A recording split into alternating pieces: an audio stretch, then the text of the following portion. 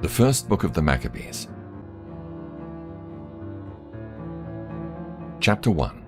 And it happened after that Alexander, son of Philip the Macedonian, who came out of the land of Chittim, had smitten Darius, king of the Persians and Medes, that he reigned in his stead, the first over Greece, and made many wars, and won many strongholds, and slew the kings of the earth, and went through to the ends of the earth, and took spoils of many nations, insomuch that the earth was quiet before him. Whereupon he was exalted, and his heart was lifted up.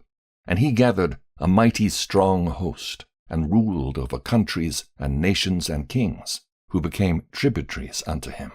And after these things he fell sick, and perceived that he should die. Wherefore he called his servants, such as were honorable, and had been brought up with him from his youth, and parted his kingdom among them, while he was yet alive. So Alexander reigned 12 years, and then died. And his servants bare rule every one in his place. And after his death they all put crowns upon themselves.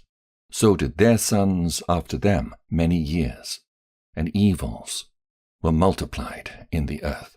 And there came out of them a wicked root, Antiochus, surnamed Epiphanes, son of Antiochus the king, who had been an hostage at Rome.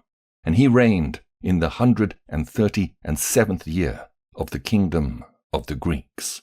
In those days went there out of Israel wicked men, who persuaded many, saying, Let us go and make a covenant with the heathen that are round about us. For since we departed from them, we have had much sorrow.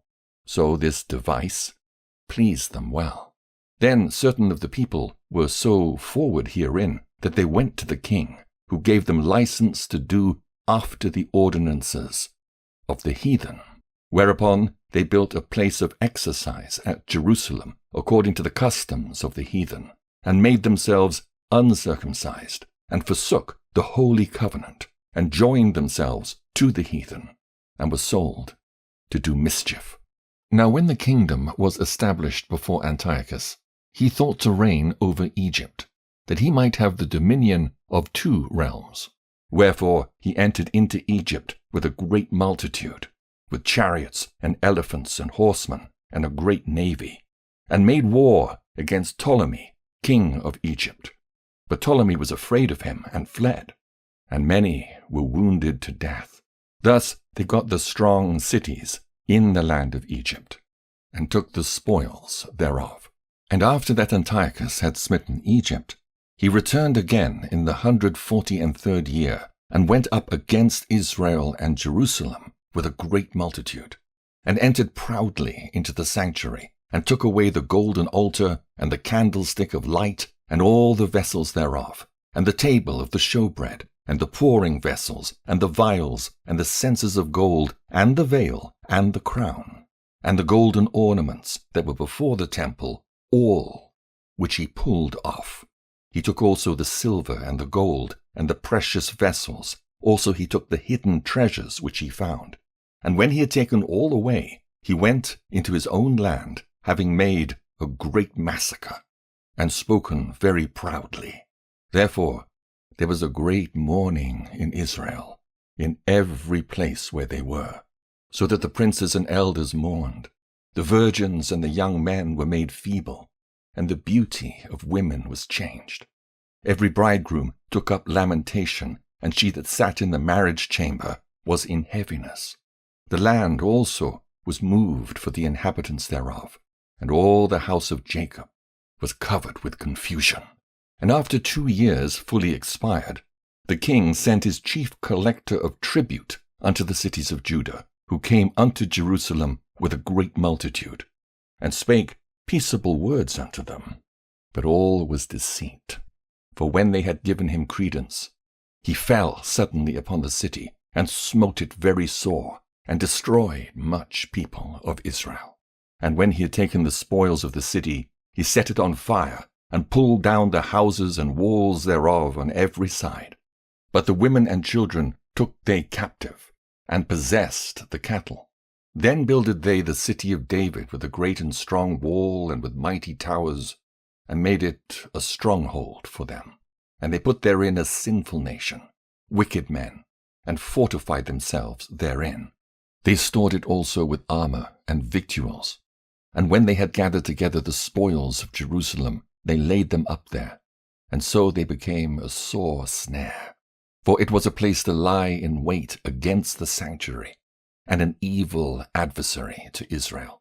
Thus they shed innocent blood on every side of the sanctuary, and defiled it, insomuch that the inhabitants of Jerusalem fled because of them, whereupon the city was made an habitation of strangers, and became strange to those that were born in her, and her own children left her. Her sanctuary was laid waste like a wilderness. Her feasts were turned into mourning, her Sabbaths into reproach, her honor into contempt. As had been her glory, so was her dishonor increased, and her excellency was turned into mourning. Moreover, King Antiochus wrote to his whole kingdom that all should be one people, and every one should leave his laws. So all the heathen agreed according to the commandment of the king. Yea, many also of the Israelites consented to his religion, and sacrificed unto idols, and profaned the Sabbath. For the king had sent letters by messengers unto Jerusalem and the cities of Judah, that they should follow the strange laws of the land, and forbid burnt offerings and sacrifice and drink offerings in the temple, and that they should profane the Sabbaths and festival days, and pollute the sanctuary and holy people, set up altars and groves and chapels of idols, and sacrifice swine's flesh and unclean beasts, that they should also leave their children uncircumcised, and make their souls abominable with all manner of uncleanness and profanation, to the end they might forget the law, and change all the ordinances. And whosoever would not do according to the commandment of the king, he said, he should die. In the selfsame manner wrote he to his whole kingdom, and appointed overseers over all the people, commanding the cities of Judah to sacrifice, city by city. Then many of the people were gathered unto them, to wit, every one that forsook the law, and so they committed evils in the land, and drove the Israelites into secret places, even wheresoever they could flee for succor. Now, the 15th day of the month Caslu, in the 145th year, they set up the abomination of desolation upon the altar, and builded idol altars throughout the cities of Judah on every side, and burnt incense at the doors of their houses and in the streets. And when they had rent in pieces the books of the law which they found, they burnt them with fire. And whosoever was found with any the book of the testament, or if any committed to the law, the king's commandment was that they should put him to death. Thus did they, by their authority, unto the Israelites every month, to as many as were found in the cities. Now, the 25th day of the month they did sacrifice upon the idol altar, which was upon the altar of God, at which time, according to the commandment, they put to death certain women that had caused their children to be circumcised, and they hanged the infants about their necks, and rifled their houses, and slew them that had circumcised them. Howbeit, many in Israel were fully resolved and confirmed in themselves not to eat any unclean thing. Wherefore, the rather to die, that they might not be defiled with meats, and that they might not profane the holy covenant. So then they died, and there was very great wrath upon Israel. Chapter 2. In those days arose Mattathias, the son of John, the son of Simeon, a priest of the sons of Jorib, from Jerusalem, and dwelt in Modin. And he had 5 sons, Johanan, called Caddis, Simon, called Thassi, Judas, who was called Maccabeus, Eleazar, called Avaran, and Jonathan, whose surname was Apphus.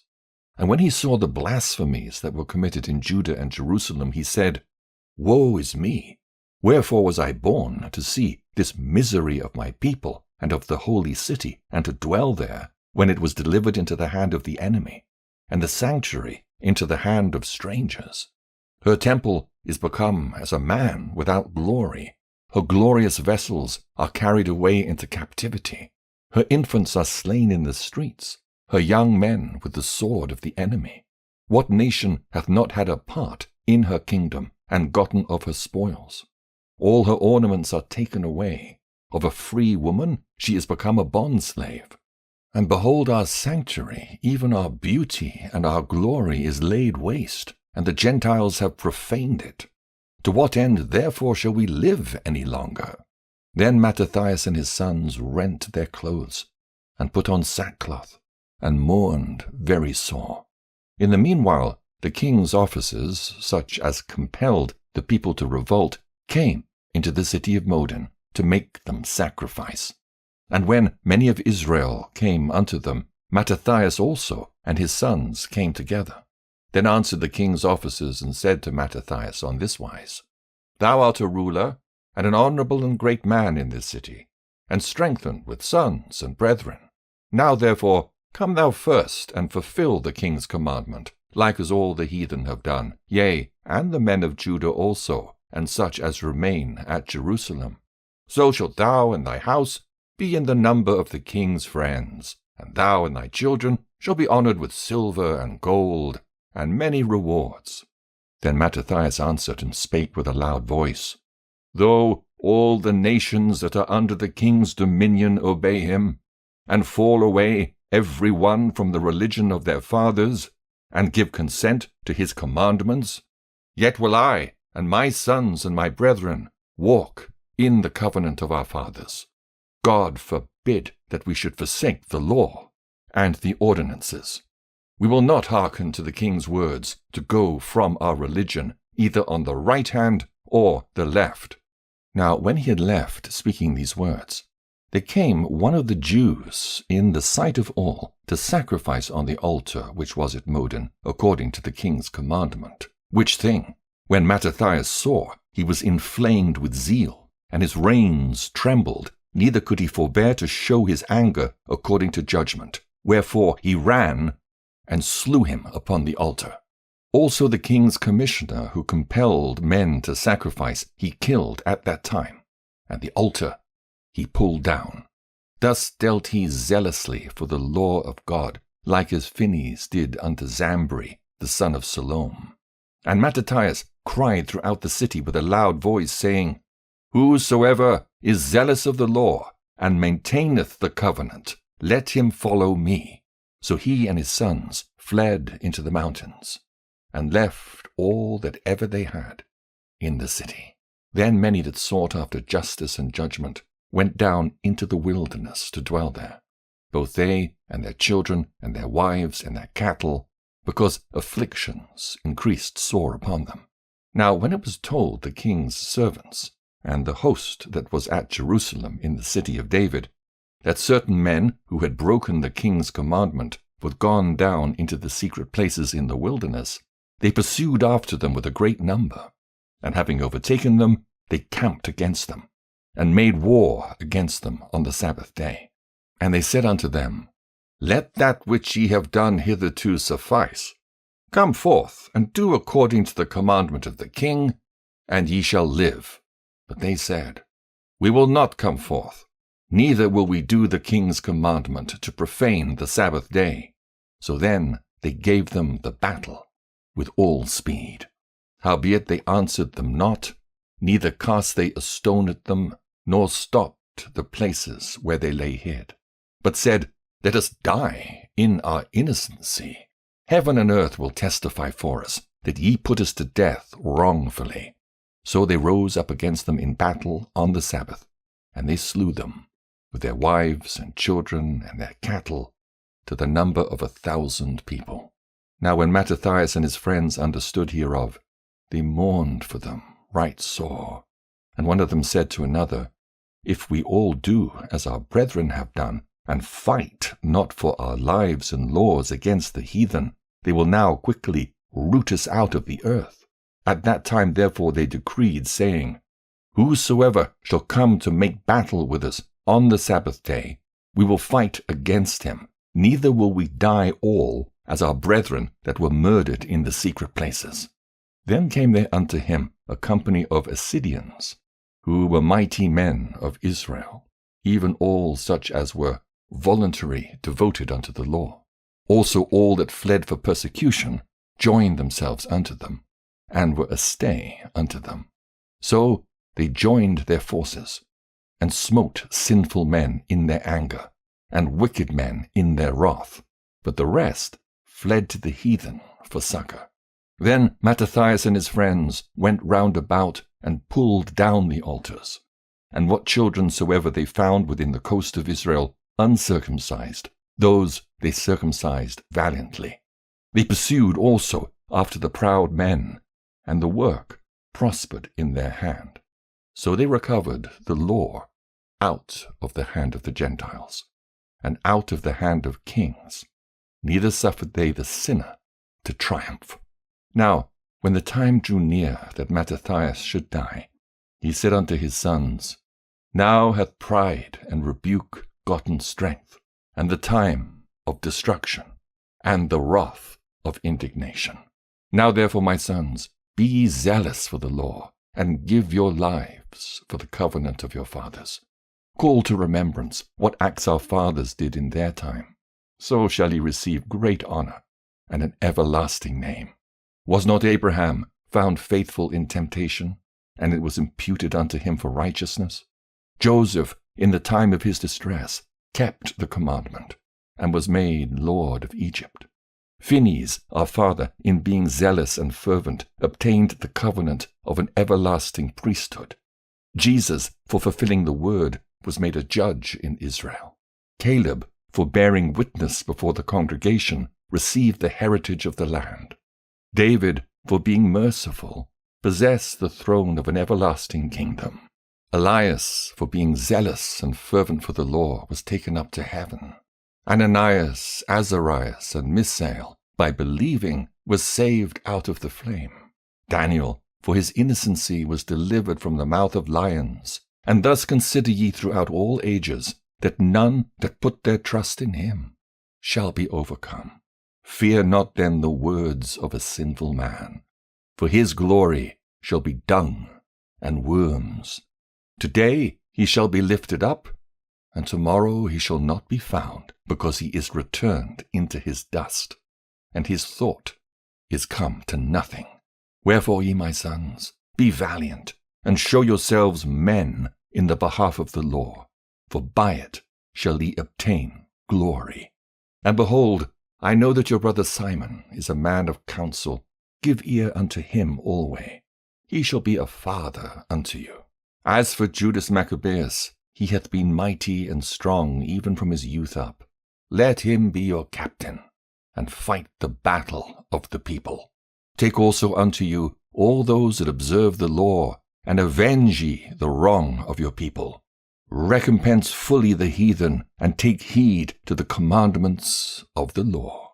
So he blessed them, and was gathered to his fathers.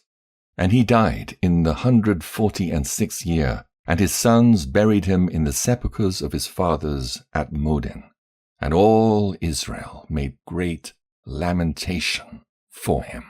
Chapter 3. Then his son Judas, called Maccabeus, rose up in his stead, and all his brethren helped him, and so did all they that held with his father. And they fought with cheerfulness the battle of Israel. So he gat his people great honor, and put on a breastplate as a giant, and girt his warlike harness about him, and he made battles, protecting the host with his sword. In his acts he was like a lion, and like a lion's whelp, roaring for his prey. For he pursued the wicked, and sought them out, and burnt up those that vexed his people. Wherefore the wicked shrunk for fear of him, and all the workers of iniquity were troubled, because salvation prospered in his hand. He grieved also many kings, and made Jacob glad with his acts, and his memorial is blessed forever. Moreover, he went through the cities of Judah, destroying the ungodly out of them, and turning away wrath from Israel, so that he was renowned unto the utmost part of the earth, and received unto him such as were ready to perish. Then Apollonius gathered the Gentiles together and a great host out of Samaria to fight against Israel, which thing, when Judas perceived, he went forth to meet him. And so he smote him, and slew him. Many also fell down slain, but the rest fled. Wherefore Judas took their spoils, and Apollonius's sword also, wherewith he fought all his life long. Now when Seron, a prince of the army of Syria, heard say that Judas had gathered unto him a multitude and company of the faithful to go out with him to war, he said, I will get me a name and honor in the kingdom, for I will go fight with Judas and them that are with him who despise the king's commandment. So he made him ready to go up, and there went with him a mighty host of the ungodly to help him, and to be avenged of the children of Israel.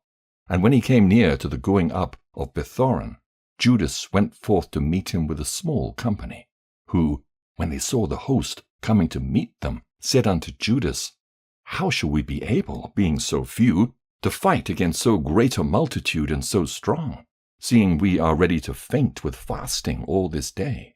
Unto whom Judas answered, It is no hard matter for many to be shut up in the hands of a few, and with the God of heaven it is all one, to deliver with a great multitude or a small company. For the victory of battle standeth not in the multitude of an host, but strength cometh from heaven. They that come up against us in much pride and iniquity to destroy us and our wives and our children, and to spoil us. But we fight for our lives and our laws. Wherefore the Lord himself will overthrow them before our face. And as for you, be ye not afraid of them. Now, as soon as he had left off speaking, he leapt suddenly upon them. And so Seron and his host were overthrown before him, and they pursued them from the going down of Bethoron unto the plain, where were slain about 800 men of them, and the residue fled into the land of the Philistines. Then began the fear of Judas and his brethren, and an exceeding great dread to fall upon the nations round about them, insomuch as his fame came unto the king, and all nations talked of the battles of Judas. Now when King Antiochus heard these things, he was full of indignation. Wherefore he sent and gathered together all the forces of his realm, even a very strong army. He opened also his treasure, and gave his soldiers pay for a year, commanding them to be ready whensoever he should need them. Nevertheless, when he saw that the money of his treasures failed, and that the tributes in the country were small because of the dissension and plague which he had brought upon the land in taking away the laws which had been of old time, he feared that he should not be able to bear the charges any longer, nor to have such gifts to give so liberally as he did before. For he had abounded above the kings that were before him. Wherefore, being greatly perplexed in his mind, he determined to go into Persia, there to take the tributes of the countries, and to gather much money. So he left Lysias, a nobleman and one of the blood royal, to oversee the affairs of the king from the river Euphrates unto the borders of Egypt, and to bring up his son Antiochus until he came again. Moreover, he delivered unto him the half of his forces and the elephants, and gave him charge of all things that he would have done, as also concerning them that dwelt in Judah and Jerusalem, to wit that he should send an army against them to destroy and root out the strength of Israel and the remnant of Jerusalem, and to take away their memorial from that place, and that he should place strangers in all their quarters, and divide their land by lot. So the king took the half of the forces that remained, and departed from Antioch his royal city, the 147th year. And having passed the river Euphrates, he went through the high countries. Then Lysias chose Ptolemy, the son of Dorymenes, Nicanor, and Gorgias, mighty men of the king's friends, and with them he sent 40,000 footmen and 7,000 horsemen to go into the land of Judah and to destroy it, as the king commanded. So they went forth with all their power, and came and pitched by Emmaus, in the plain country. And the merchants of the country, hearing the fame of them, took silver and gold very much, with servants, and came into the camp to buy the children of Israel for slaves. A power also of Syria and of the land of the Philistines joined themselves unto them. Now when Judas and his brethren saw that the miseries were multiplied, and that the forces did encamp themselves in their borders, for they knew how the king had given commandment to destroy the people and utterly abolish them, they said one to another, Let us restore the decayed fortune of our people, and let us fight for our people and the sanctuary. Then was the congregation gathered together, that they might be ready for battle, and that they might pray and ask mercy and compassion. Now Jerusalem lay void as a wilderness. There was none of her children that went in or out. The sanctuary also was trodden down. Aliens kept the stronghold. The heathen had their habitation in that place. And joy was taken from Jacob, and the pipe with the harp ceased. Wherefore the Israelites assembled themselves together, and came to Maccabbe over against Jerusalem. For in Maccabbe was the place where they prayed aforetime in Israel. Then they fasted on that day, and put on sackcloth, and cast ashes upon their heads, and rent their clothes, and laid open the book of the law, wherein the heathen had sought to paint the likeness of their images. They brought also the priests' garments, and the firstfruits, and the tithes, and the Nazarites they stirred up, who had accomplished their days. Then cried they with a loud voice toward heaven, saying, What shall we do with these? And whither shall we carry them away? For thy sanctuary is trodden down and profaned, and thy priests are in heaviness and brought low. And lo, the heathen are assembled together against us to destroy us. What things they imagine against us thou knowest. How shall we be able to stand against them? Except thou, O God, be our help. Then sounded they with trumpets, and cried with a loud voice. And after this, Judas ordained captains over the people, even captains over thousands, and over hundreds, and over 50s, and over 10s. But as for such as were building houses, or had betrothed wives, or were planting vineyards, or were fearful, those he commanded that they should return, every man to his own house, according to the law. So the camp removed and pitched upon the south side of Emmaus. And Judas said, Arm yourselves, and be valiant men, and see that ye be in readiness against the morning, that ye may fight with these nations that are assembled together against us to destroy us and our sanctuary. For it is better for us to die in battle than to behold the calamities of our people and our sanctuary. Nevertheless, as the will of God is in heaven, so let him do. Chapter 4. Then took Gorgias 5,000 footmen, and 1,000 of the best horsemen, and removed out of the camp by night, to the end that he might rush in upon the camp of the Jews and smite them suddenly. And the men of the fortress were his guides. Now when Judas heard thereof, he himself removed, and the valiant men with him, that he might smite the king's army which was at Emmaus, while as yet the forces were dispersed from the camp. In the mean season came Gorgias by night into the camp of Judas, and when he found no man there, he sought them in the mountains, for, said he, These fellows flee from us. But as soon as it was day, Judas showed himself in the plain with 3,000 men, who nevertheless had neither armor nor swords to their minds. And they saw the camp of the heathen, that it was strong and well harnessed, and compassed round about with horsemen, and these were expert of war. Then said Judas to the men that were with him, Fear ye not their multitude, neither be ye afraid of their assault. Remember how our fathers were delivered in the Red Sea, when Pharaoh pursued them with an army. Now therefore let us cry unto heaven, if peradventure the Lord will have mercy upon us, and remember the covenant of our fathers, and destroy this host before our face this day, that so all the heathen may know that there is one who delivereth and saveth Israel. Then the strangers lifted up their eyes and saw them coming over against them. Wherefore they went out of the camp to battle. But they that were with Judas sounded their trumpets.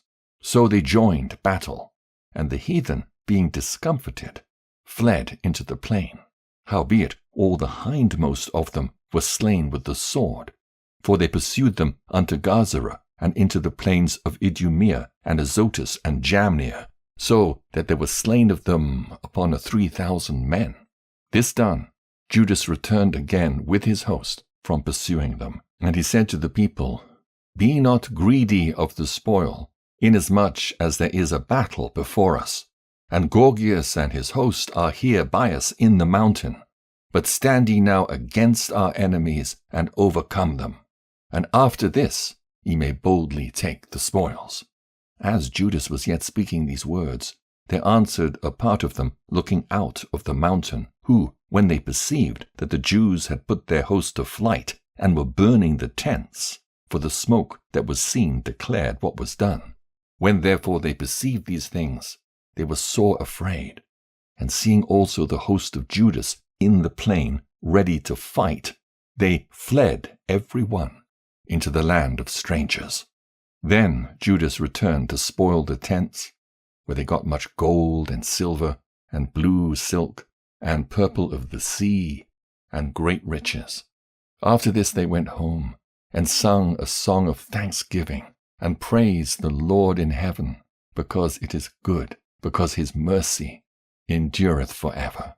Thus Israel had a great deliverance that day.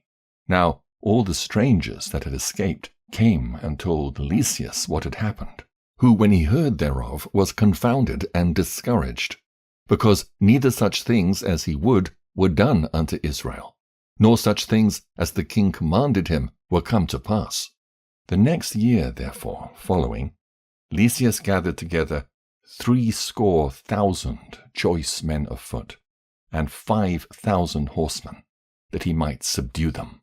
So they came to Idumea, and pitched their tents at Bethsura. And Judas met them with 10,000 men. And when he saw that mighty army, he prayed and said, Blessed art thou, O Saviour of Israel, who didst quell the violence of the mighty man by the hand of thy servant David, and gavest the host of strangers into the hands of Jonathan the son of Saul and his armor-bearer. Shut up this army in the hand of thy people Israel, and let them be confounded in their power and horsemen.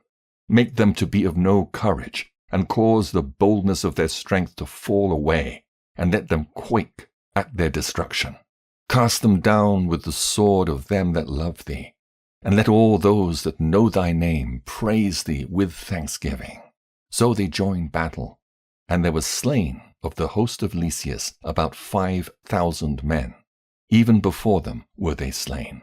Now when Lysias saw his army put to flight, and the manliness of Judas's soldiers, and how they were ready either to live or die valiantly, he went into Antiochia, and gathered together a company of strangers, and having made his army greater than it was, he purposed to come again into Judea. Then said Judas and his brethren, Behold, our enemies are discomfited. Let us go up to cleanse and dedicate the sanctuary. Upon this all the host assembled themselves together, and went up into Mount Sion. And when they saw the sanctuary desolate, and the altar profaned, and the gates burned up, and shrubs growing in the courts as in a forest or in one of the mountains, yea, and the priests' chambers pulled down, they rent their clothes and made great lamentation, and cast ashes upon their heads, and fell down flat to the ground upon their faces, and blew an alarm with the trumpets, and cried toward heaven. Then Judas appointed certain men to fight against those that were in the fortress, until he had cleansed the sanctuary. So he chose priests of blameless conversation, and such as had pleasure in the law, who cleansed the sanctuary, and bare out the defiled stones into an unclean place. And when, as they had consulted what to do with the altar of burnt offerings, which was profaned, they thought it best to pull it down, lest it should be a reproach to them because the heathen had defiled it. Wherefore they pulled it down, and laid up the stones in the mountain of the temple in a convenient place, until there should come a prophet to show what should be done with them. Then they took whole stones according to the law, and built a new altar according to the former, and made up the sanctuary and the things that were within the temple, and hallowed the courts. They made also new holy vessels, and into the temple they brought the candlestick, and the altar of burnt offerings, and of incense, and the table. And upon the altar they burned incense, and the lamps which were upon the candlestick they lighted, that they might give light in the temple. Furthermore they set the loaves upon the table, and spread out the veils, and finished all the works which they had begun to make. Now in the 25th day of the 9th month, which is called the month Caslu, in the 148th year, they rose up betimes in the morning, and offered sacrifice according to the law upon the new altar of burnt offerings which they had made. Look at what time and what day the heathen had profaned it, even in that it was dedicated with songs and citherns and harps and cymbals. Then all the people fell upon their faces, worshipping and praising the God of heaven, who had given them good success. And so they kept the dedication of the altar 8 days, and offered burnt offerings with gladness, and sacrificed the sacrifice of deliverance and praised. They decked also the forefront of the temple with crowns of gold and with shields, and the gates and the chambers they renewed, and hanged doors upon them. Thus was there very great gladness among the people, for that the reproach of the heathen was put away.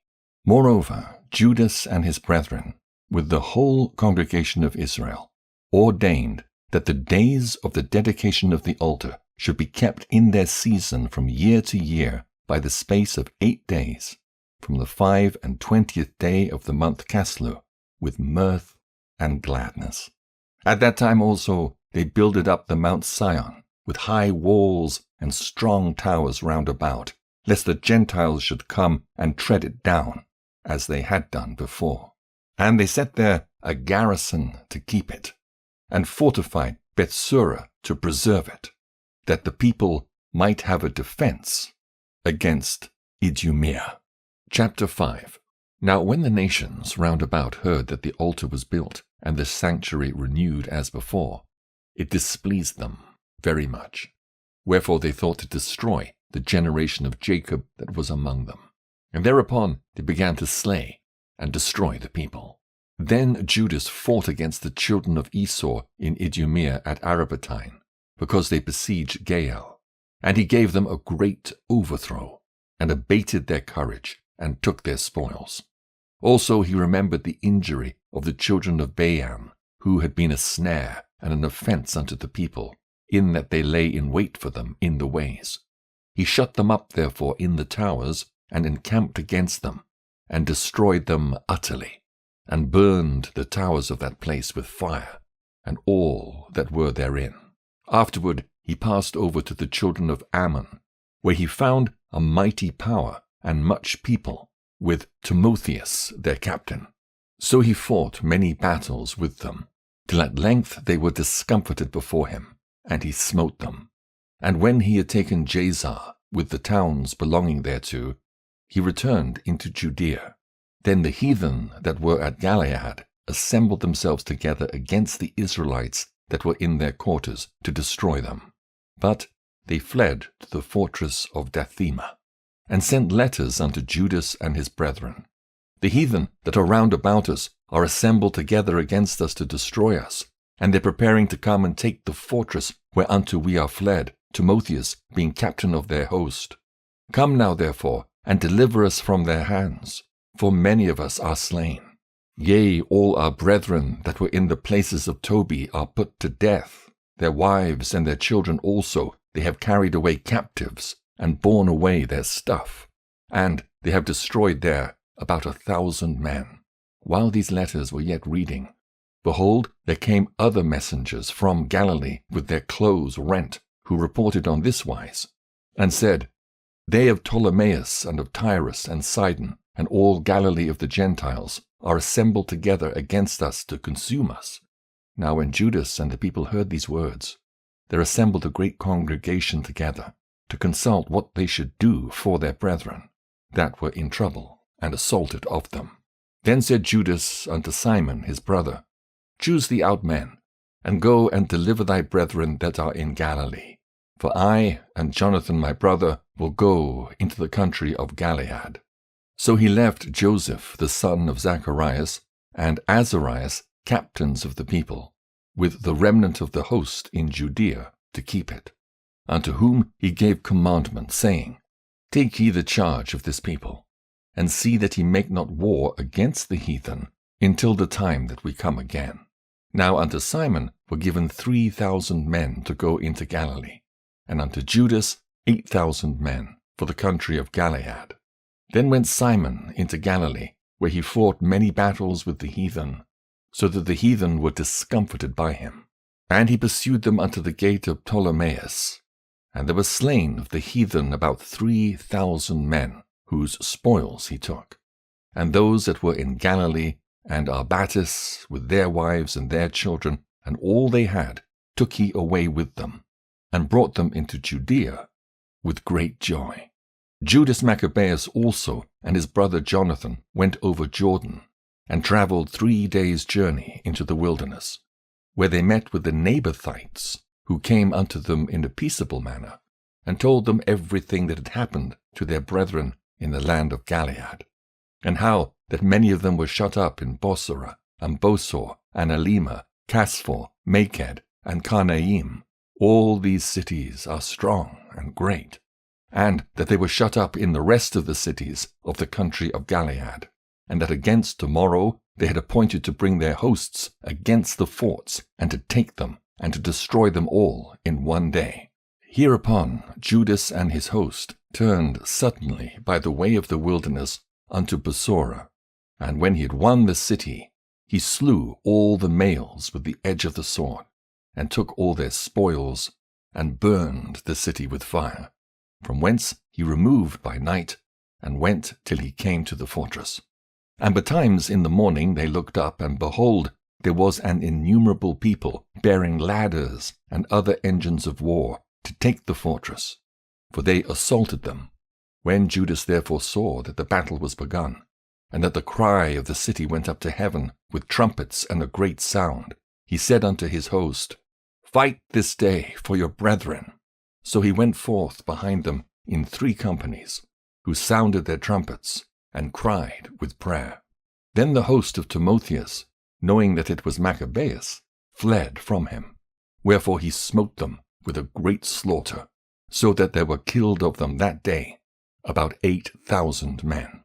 This done, Judas turned aside to Maspha, and after he had assaulted it, he took and slew all the males therein, and received the spoils thereof, and burnt it with fire.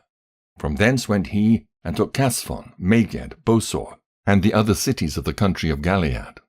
After these things gathered Timotheus another host, and encamped against Raphon beyond the brook.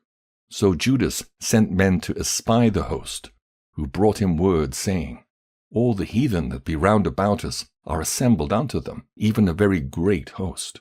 He hath also hired the Arabians to help them, and they have pitched their tents beyond the brook, ready to come and fight against thee. Upon this Judas went to meet them. Then Timotheus said unto the captains of his host, When Judas and his host come near the brook, if he pass over first unto us, we shall not be able to withstand him, for he will mightily prevail against us. But if he be afraid, and camp beyond the river, we shall go over unto him, and prevail against him. Now when Judas came near the brook, he caused the scribes of the people to remain by the brook, unto whom he gave commandment, saying, Suffer no man to remain in the camp, but let all come to the battle. So he went first over unto them, and all the people after him. Then all the heathen, being discomfited before him, cast away their weapons, and fled unto the temple that was at Karnaim. But they took the city, and burned the temple with all that were therein. Thus was Karnaim subdued, neither could they stand any longer before Judas. Then Judas gathered together all the Israelites that were in the country of Gilead, from the least unto the greatest, even their wives and their children and their stuff, a very great host, to the end that they might come into the land of Judea. Now when they came unto Ephron, this was a great city in the way as they should go, very well fortified. They could not turn from it, either on the right hand or the left, but must needs pass through the midst of it. Then they of the city shut them out, and stopped up the gates with stones. Whereupon Judas sent unto them in peaceable manner, saying, Let us pass through your land to go into our own country, and none shall do you any hurt. We will only pass through on foot. Howbeit, they would not open unto him. Wherefore Judas commanded a proclamation to be made throughout the host, that every man should pitch his tent in the place where he was.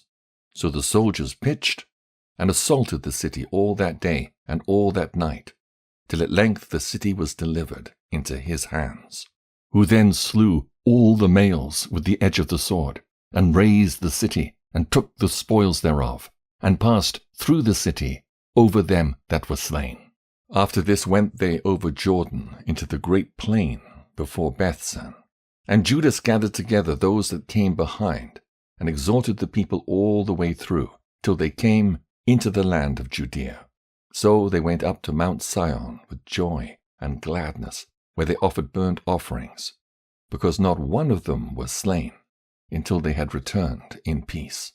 Now, what time as Judas and Jonathan were in the land of Gilead, and Simon his brother in Galilee before Ptolemais, Joseph the son of Zacharias, and Azarias, captains of the garrisons, heard of the valiant acts and warlike deeds which they had done. Wherefore they said, Let us also get us a name, and go fight against the heathen that are round about us. So when they had given charge unto the garrison that was with them, they went toward Jamnia. Then came Gorgias and his men out of the city to fight against them. And so it was that Joseph and Azarias were put to flight, and pursued unto the borders of Judea. And there were slain that day of the people of Israel about 2,000 men. Thus was there a great overthrow among the children of Israel, because they were not obedient unto Judas and his brethren, but thought to do some valiant act. Moreover, these men came not of the seed of those by whose hand deliverance was given unto Israel. Howbeit the man Judas and his brethren were greatly renowned in the sight of all Israel, and of all the heathen, wheresoever their name was heard of, insomuch as the people assembled unto them with joyful acclamations. Afterward went Judas forth with his brethren, and fought against the children of Esau in the land toward the south, where he smote Hebron and the towns thereof, and pulled down the fortress of it, and burned the towers thereof round about. From thence he removed to go into the land of the Philistines, and passed through Samaria. At that time certain priests, desirous to show their valor, were slain in battle, for that they went out to fight unadvisedly. So Judas turned to Azotus in the land of the Philistines, and when he had pulled down their altars, and burned their carved images with fire, and spoiled their cities, he returned into the land of Judea. Chapter 6. About that time King Antiochus, travelling through the high countries, heard say that Elimaeus in the country of Persia was a city greatly renowned for riches, silver, and gold, and that there was in it a very rich temple, wherein were coverings of gold, and breastplates and shields, which Alexander, son of Philip the Macedonian king, who reigned first among the Grecians, had left there. Wherefore he came and sought to take the city and to spoil it. But he was not able, because they of the city, having had warning thereof, rose up against him in battle. So he fled, and departed thence with great heaviness, and returned to Babylon.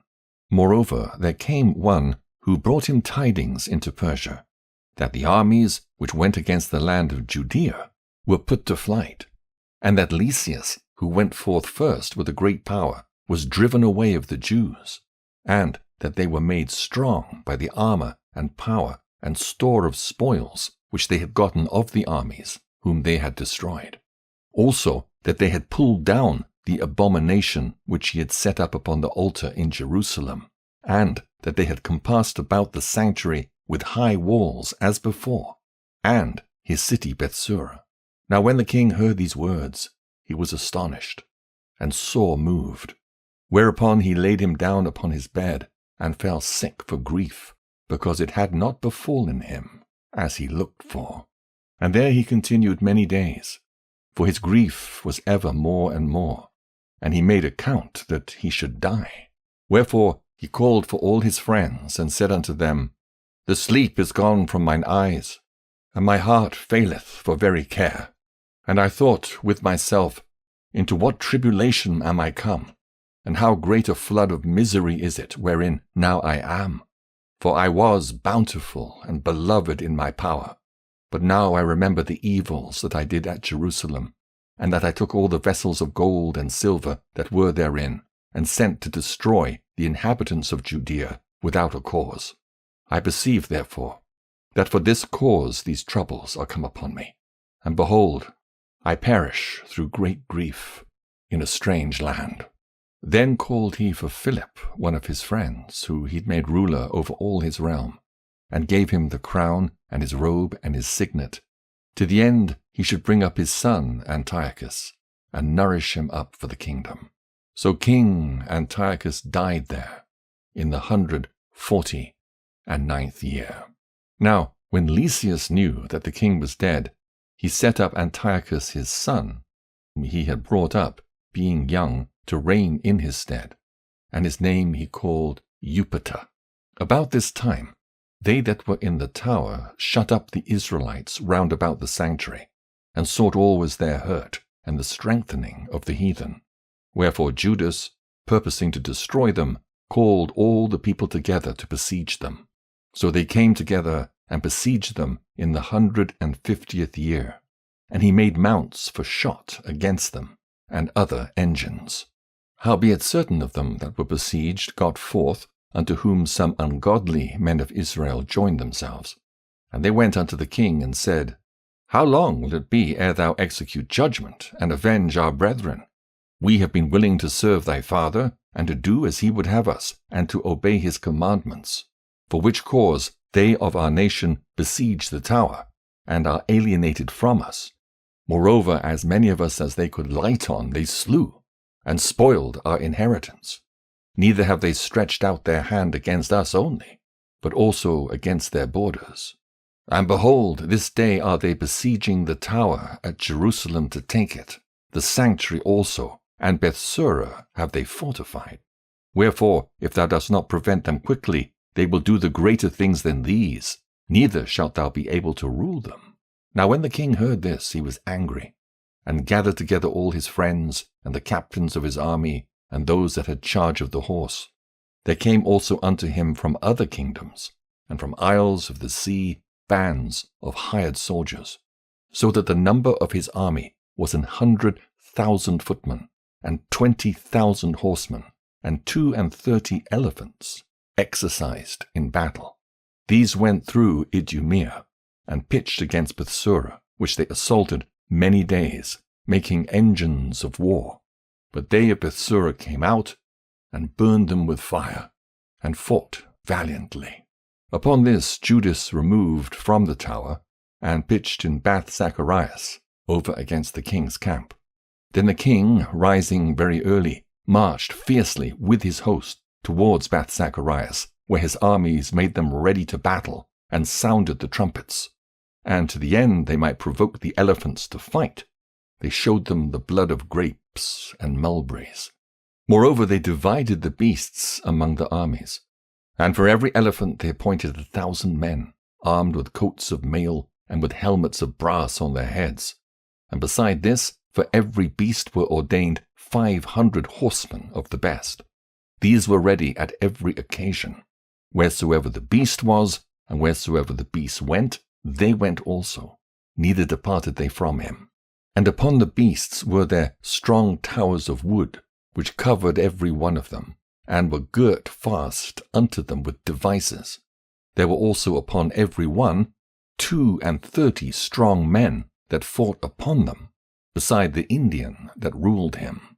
As for the remnant of the horsemen, they set them on this side and on that side at the 2 parts of the host, giving them signs what to do, and being harnessed all over amidst the ranks. Now when the sun shone upon the shields of gold and brass, the mountains glistered therewith, and shined like lamps of fire. So part of the king's army, being spread upon the high mountains, and part on the valleys below, they marched on safely and in order. Wherefore all that heard the noise of their multitude, and the marching of the company, and the rattling of the harness were moved, for the army was very great and mighty. Then Judas and his host drew near, and entered into battle, and there were slain of the king's army 600 men. Eleazar also, surnamed Savaran, perceiving that one of the beasts armed with royal harness was higher than all the rest, and supposing that the king was upon him, put himself in jeopardy to the end he might deliver his people and get him a perpetual name. Wherefore he ran upon him courageously through the midst of the battle, slaying on the right hand and on the left, so that they were divided from him on both sides. Which done, he crept under the elephant, and thrust him under, and slew him. Whereupon the elephant fell down upon him, and there he died. Howbeit the rest of the Jews, seeing the strength of the king and the violence of his forces, turned away from them. Then the king's army went up to Jerusalem to meet them, and the king pitched his tents against Judea and against Mount Sion. But with them that were in Bethsura he made peace. For they came out of the city because they had no victuals there to endure the siege, it being a year of rest to the land.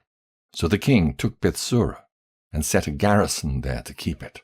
As for the sanctuary, he besieged it many days, and set there artillery with engines, and instruments to cast fire and stones, and pieces to cast darts and slings.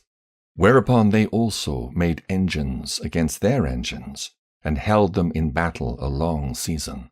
Yet at the last, their vessels being without victuals, for that it was the 7th year, and they in Judea that were delivered from the Gentiles had eaten up the residue of the store, there were but a few left in the sanctuary, because the famine did so prevail against them that they were fain to disperse themselves, every man to his own place.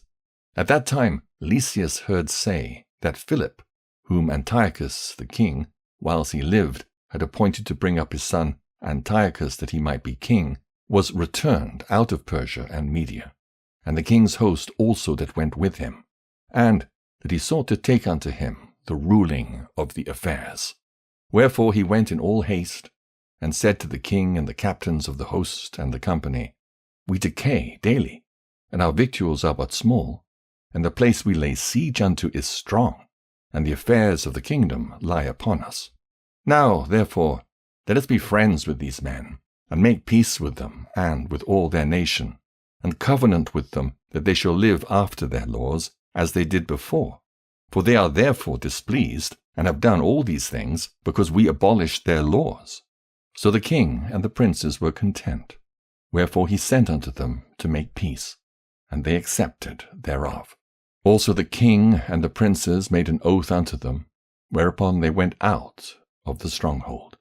Then the king entered into Mount Sion, but when he saw the strength of the place, he broke his oath that he had made, and gave commandment to pull down the wall round about. Afterward departed he in all haste, and returned unto Antioch, where he found Philip to be master of the city. So he fought against him, and took the city by force. Chapter 7. In the 151st year, Demetrius, the son of Seleucus, departed from Rome, and came up with a few men unto a city of the sea-coast, and reigned there. And as he entered into the palace of his ancestors, so it was that his forces had taken Antiochus and Lysias to bring them unto him. Wherefore when he knew it, he said, Let me not see their faces. So his host slew them. Now, when Demetrius was set upon the throne of his kingdom, there came unto him all the wicked and ungodly men of Israel, having Alchemus, who was desirous to be high priest, for their captain. And they accused the people to the king, saying, Judas and his brethren have slain all thy friends, and driven us out of our own land. Now therefore send some man whom thou trustest, and let him go and see what havoc he hath made among us, and in the king's land, and let him punish them with all them that aid them. Then the king chose Bacchides, a friend of the king, who ruled beyond the flood, and was a great man in the kingdom, and faithful to the king. And him he sent with that wicked Alchemus, whom he made high priest, and commanded that he should take vengeance on the children of Israel. So they departed, and came with a great power into the land of Judea, where they sent messengers to Judas and his brethren with peaceable words deceitfully. But they gave no heed to their words, for they saw that they were come with a great power. Then did they assemble unto Alchemus and Bacchides a company of scribes to require justice. Now the Assyrians were the first among the children of Israel that sought peace of them. For said they, One that is a priest of the seed of Aaron is come with his army, and he will do us no wrong. So he spake unto them peaceably, and sware unto them, saying, We will procure the harm neither of you nor of your friends. Whereupon they believed him. Howbeit he took of them 80 men, and slew them in one day, according to the words which he wrote, The flesh of thy saints have they cast out, and their blood have they shed round about Jerusalem, and there was none to bury them. Wherefore the fear and dread of them fell upon all the people, who said, There is neither truth nor righteousness in them, for they have broken the covenant and oath that they made. After this removed Bacchides from Jerusalem, and pitched his tents in Bezeth, where he sent and took many of the men that had forsaken him, and certain of the people also. And when he had slain them, he cast them into the great pit. Then committed he the country to Alchemus, and left him a power to aid him. So Bacchides went to the king, but Alchemus contended for the high priesthood. And unto him resorted all such as troubled the people, who, after they had gotten the land of Judah into their power, did much hurt in Israel. Now when Judas saw all the mischief that Alchemus and his company had done among the Israelites, even above the heathen, he went out into all the coasts of Judea round about, and took vengeance of them that had revolted from him, so that they durst no more go forth into the country. On the other side, when Alchemus saw that Judas and his company had gotten the upper hand, and knew that he was not able to abide their force, he went again to the king, and said all the worst of them that he could. Then the king sent Nicanor, one of his honorable princes, a man that bare deadly hate unto Israel, with commandment to destroy the people. So Nicanor came to Jerusalem with a great force, and sent unto Judas and his brethren deceitfully, with friendly words, saying, Let there be no battle between me and you. I will come with a few men, that I may see you in peace.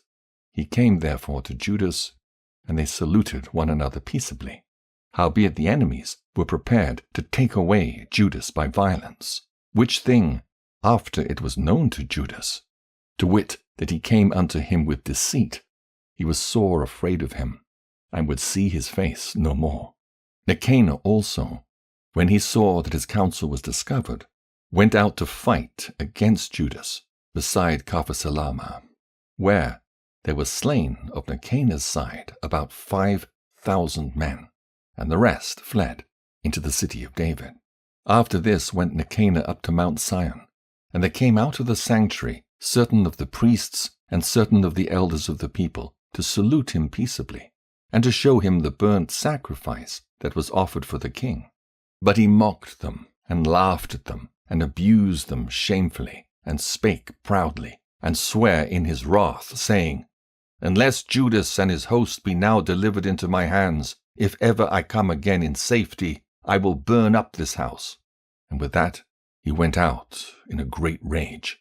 Then the priests entered in, and stood before the altar and the temple, weeping and saying, Thou, O Lord, didst choose this house to be called by thy name, and to be a house of prayer and petition for thy people. Be avenged of this man and his host, and let them fall by the sword. Remember their blasphemies, and suffer them not to continue any longer. So Nicanor went out of Jerusalem, pitched his tents in Beth-horon, where an host out of Syria met him.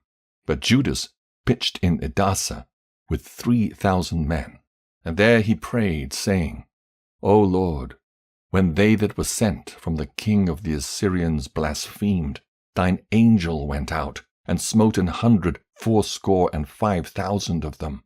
Even so, destroy thou this host before us this day, that the rest may know that he hath spoken blasphemously against thy sanctuary, and judge thou him according to his wickedness.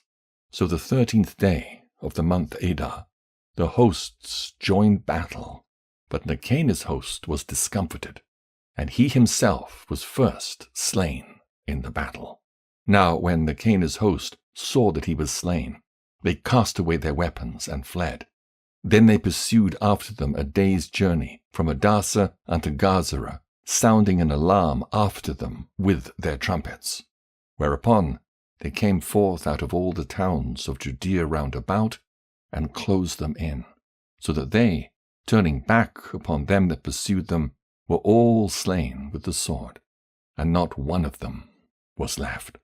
Afterwards they took the spoils and the prey, and smote off Nicanor's head, and his right hand, which he stretched out so proudly, and brought them away and hanged them up toward Jerusalem. For this cause the people rejoiced greatly, and they kept that day a day of great gladness. Moreover, they ordained to keep yearly this day, being the 13th of Adar. Thus the land of Judah was in rest a little while. Chapter 8. Now Judas had heard of the Romans, that they were mighty and valiant men, and such as would lovingly accept all that joined themselves unto them, and make a league of amity with all that came unto them, and that they were men of great valor. It was told him also of their wars and noble acts which they had done among the Galatians, and how they had conquered them and brought them under tribute, and what they had done in the country of Spain for the winning of the mines of the silver and gold which is there, and that by their policy and patience they had conquered all the place, though it were very far from them. And the kings also that came against them from the uttermost part of the earth, till they had discomfited them, and given them a great overthrow, so that the rest did give them tribute every year. Besides this, how they had discomfited in battle Philip, and Perseus, king of the Kittims, with others that lifted up themselves against them, and had overcome them. How also Antiochus, the great king of Asia, that came against them in battle, having 120 elephants, with horsemen and chariots, and a very great army, was discomfited by them. And how they took him alive, and covenanted that he and such as reigned after him should pay a great tribute, and give hostages, and that which was agreed upon. And the country of India, and Media, and Lydia, and of the goodliest countries, which they took of him, and gave to King Eumenes.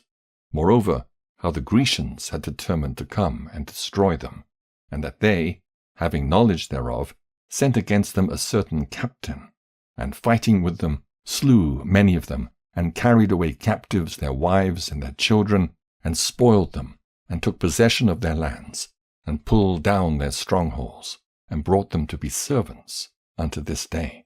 It was told him besides how they destroyed and brought under their dominion all other kingdoms and isles that at any time resisted them.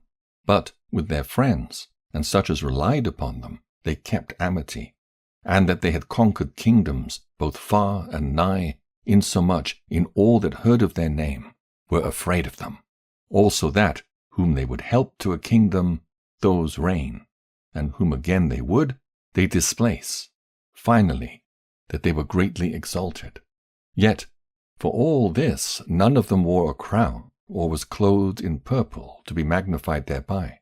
Moreover, how they had made for themselves a senate house, wherein 320 men sat in council daily consulting always for the people, to the end they might be well ordered, and that they committed their government to one man every year, who ruled over all their country, and that all were obedient to that one, and that there was neither envy nor emulation among them. In consideration of these things, Judas chose Eupolemus the son of John the son of Achos, and Jason the son of Eleazar, and sent them to Rome, to make a league of amity and confederacy with them, and to entreat them that they should take the yoke from them. For they saw that the kingdom of the Grecians did oppress Israel with servitude. They went therefore to Rome, which was a very great journey, and came to the Senate, where they spake and said, Judas Maccabeus with his brethren, and the people of the Jews, have sent us unto you to make a confederacy and peace with you, and that we might be registered your confederates and friends. So that matter pleased the Romans well. And this is the copy of the epistle which the Senate wrote back again in tables of brass and sent to Jerusalem, that there they might have by them a memorial of peace and confederacy. Good success be to the Romans and to the people of the Jews, by sea and by land forever. The sword also and enemy be far from them. If there come first any war upon the Romans or any of their confederates throughout all their dominion, the people of the Jews shall help them, as the time shall be appointed, with all their heart.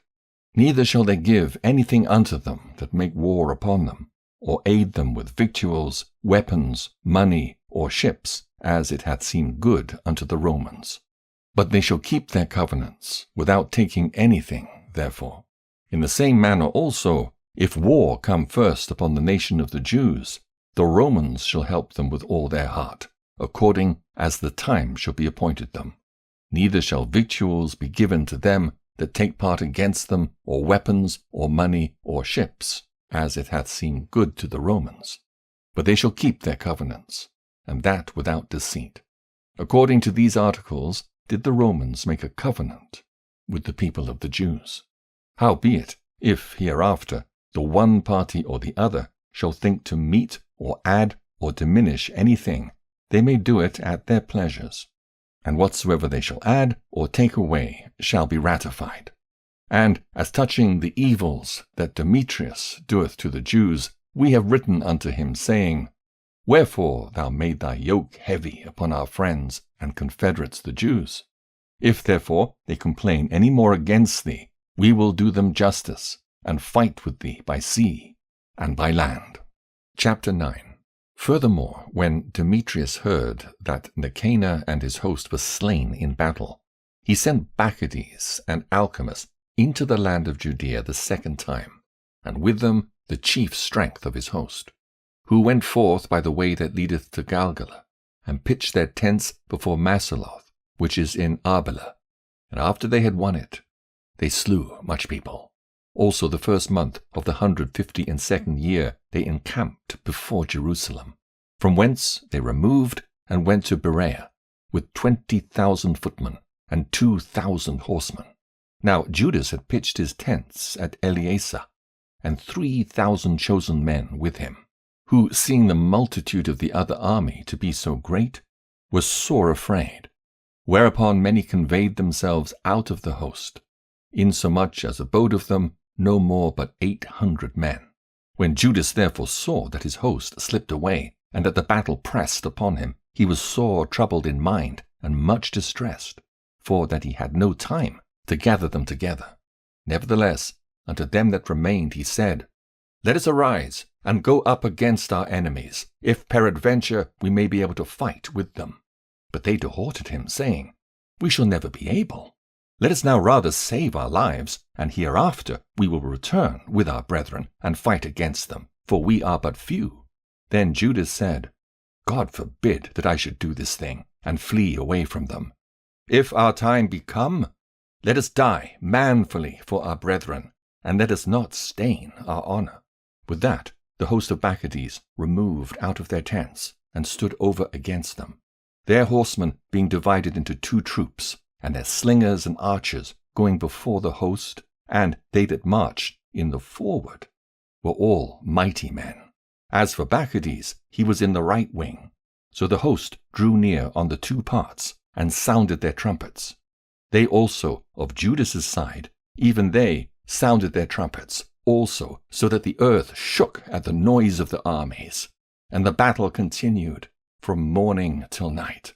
Now when Judas perceived that Bacchides and the strength of his army were on the right side, he took with him all the hardy men, who discomfited the right wing, and pursued them unto the Mount Azotus. And when they of the left wing saw that they of the right wing were discomfited, they followed upon Judas and those that were with him hard at the heels from behind. Whereupon there was a sore battle, insomuch as many were slain on both parts. Judas also was killed, and the remnant fled. Then Jonathan and Simon took Judas their brother, and buried him in the sepulchre of his fathers in Modin. Moreover they bewailed him, and all Israel made great lamentation for him, and mourned many days, saying, How is the valiant man fallen that delivered Israel?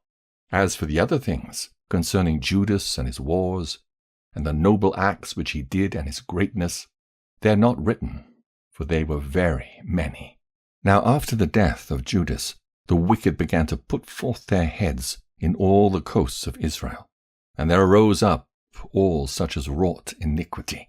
In those days also was there a very great famine, by reason whereof the country revolted, and went with them. Then Bacchides chose the wicked men, and made them lords of the country. And they made inquiry and search for Judas's friends, and brought them unto Bacchides, who took vengeance of them, and used them despitefully. So was there a great affliction in Israel, the like whereof was not since the time that a prophet was not seen among them. For this cause all Judas's friends came together, and said unto Jonathan, Since thy brother Judas died, we have no man like him to go forth against our enemies, and Bacchides, and against them of our nation that are adversaries to us. Now therefore we have chosen thee this day, to be our prince and captain in his stead, that thou mayest fight our battles. Upon this Jonathan took the governance upon him at that time, and rose up instead of his brother Judas. But when Bacchides gat knowledge thereof, he sought for to slay him. Then Jonathan and Simon his brother, and all that were with him, perceiving that, fled into the wilderness of Theco, and pitched their tents by the water of the pool Asphar, which, when Bacchides understood, he came near to Jordan with all his host upon the Sabbath day. Now Jonathan had sent his brother John, a captain of the people, to pray his friends the Nabathites, that they might leave with them their carriage, which was much. But the children of Jambri came out of Medeba, and took John and all that he had, and went their way with it. After this came word to Jonathan and Simon his brother, that the children of Jambri made a great marriage, and were bringing the bride from Nedabatha with a great train, as being the daughter of one of the great princes of Chanaan. Therefore they remembered John their brother, and went up and hid themselves under the covert of the mountain, where they lifted up their eyes and looked, and behold, there was much ado, and great carriage. And the bridegroom came forth, and his friends and brethren, to meet them with drums and instruments of music, and many weapons. Then Jonathan and they that were with him rose up against them from the place where they lay in ambush, and made a slaughter of them in such sort, as many fell down dead, and the remnant fled into the mountain, and they took all their spoils. Thus was the marriage turned into mourning, and the noise of their melody into lamentation. So when they had avenged fully the blood of their brother, they turned again to the marsh of Jordan. Now when Bacchides heard thereof, he came on the Sabbath day unto the banks of Jordan with a great power. Then Jonathan said to his company, Let us go up now, and fight for our lives, for it standeth not with us today, as in times past. For behold, the battle is before us and behind us, and the water of Jordan on this side and that side, the marsh likewise and wood, neither is there place for us to turn aside. Wherefore cry ye now unto heaven, that ye may be delivered from the hand of your enemies. With that they joined battle, and Jonathan stretched forth his hand to smite Bacchides, but he turned back from him. Then Jonathan and they that were with him leapt into Jordan, and swam over unto the other bank. Howbeit the other passed not over Jordan unto them. So there was slain of Bacchides' side that day about 1,000 men. Afterward returned Bacchides to Jerusalem, and repaired the strong cities in Judea, the fort in Jericho, and Emmaus, and Bethoron, and Bethel, and Thamnatha, Pherathoni, and Taphon. These did he strengthen with high walls, with gates, and with bars. And in them he set a garrison, that they might work malice upon Israel. He fortified also the city Bethsura, and Gazara, and the tower, and put forces in them, and provision of victuals. Besides, he took the chief men's sons in the country for hostages, and put them into the tower at Jerusalem to be kept. Moreover, in the 153rd year, in the 2nd month, Alcimus commanded that the wall of the inner court of the sanctuary should be pulled down. He pulled down also the works of the prophets. And as he began to pull down, even at that time was Alcimus plagued, and his enterprises hindered, for his mouth was stopped, and he was taken with a palsy, so that he could no more speak anything, nor give order concerning his house. So Alcimus died at that time with great torment. Now when Bacchides saw that Alcimus was dead, he returned to the king, whereupon the land of Judea was in rest 2 years. Then all the ungodly men held a council, saying, Behold, Jonathan and his company are at ease, and dwell without care. Now therefore we will bring Bacchides hither, who shall take them all in one night. So they went and consulted with him. Then removed he, and came with a great host, and sent letters privily to his adherents in Judea, that they should take Jonathan and those that were with him. Howbeit they could not, because their counsel was known unto them.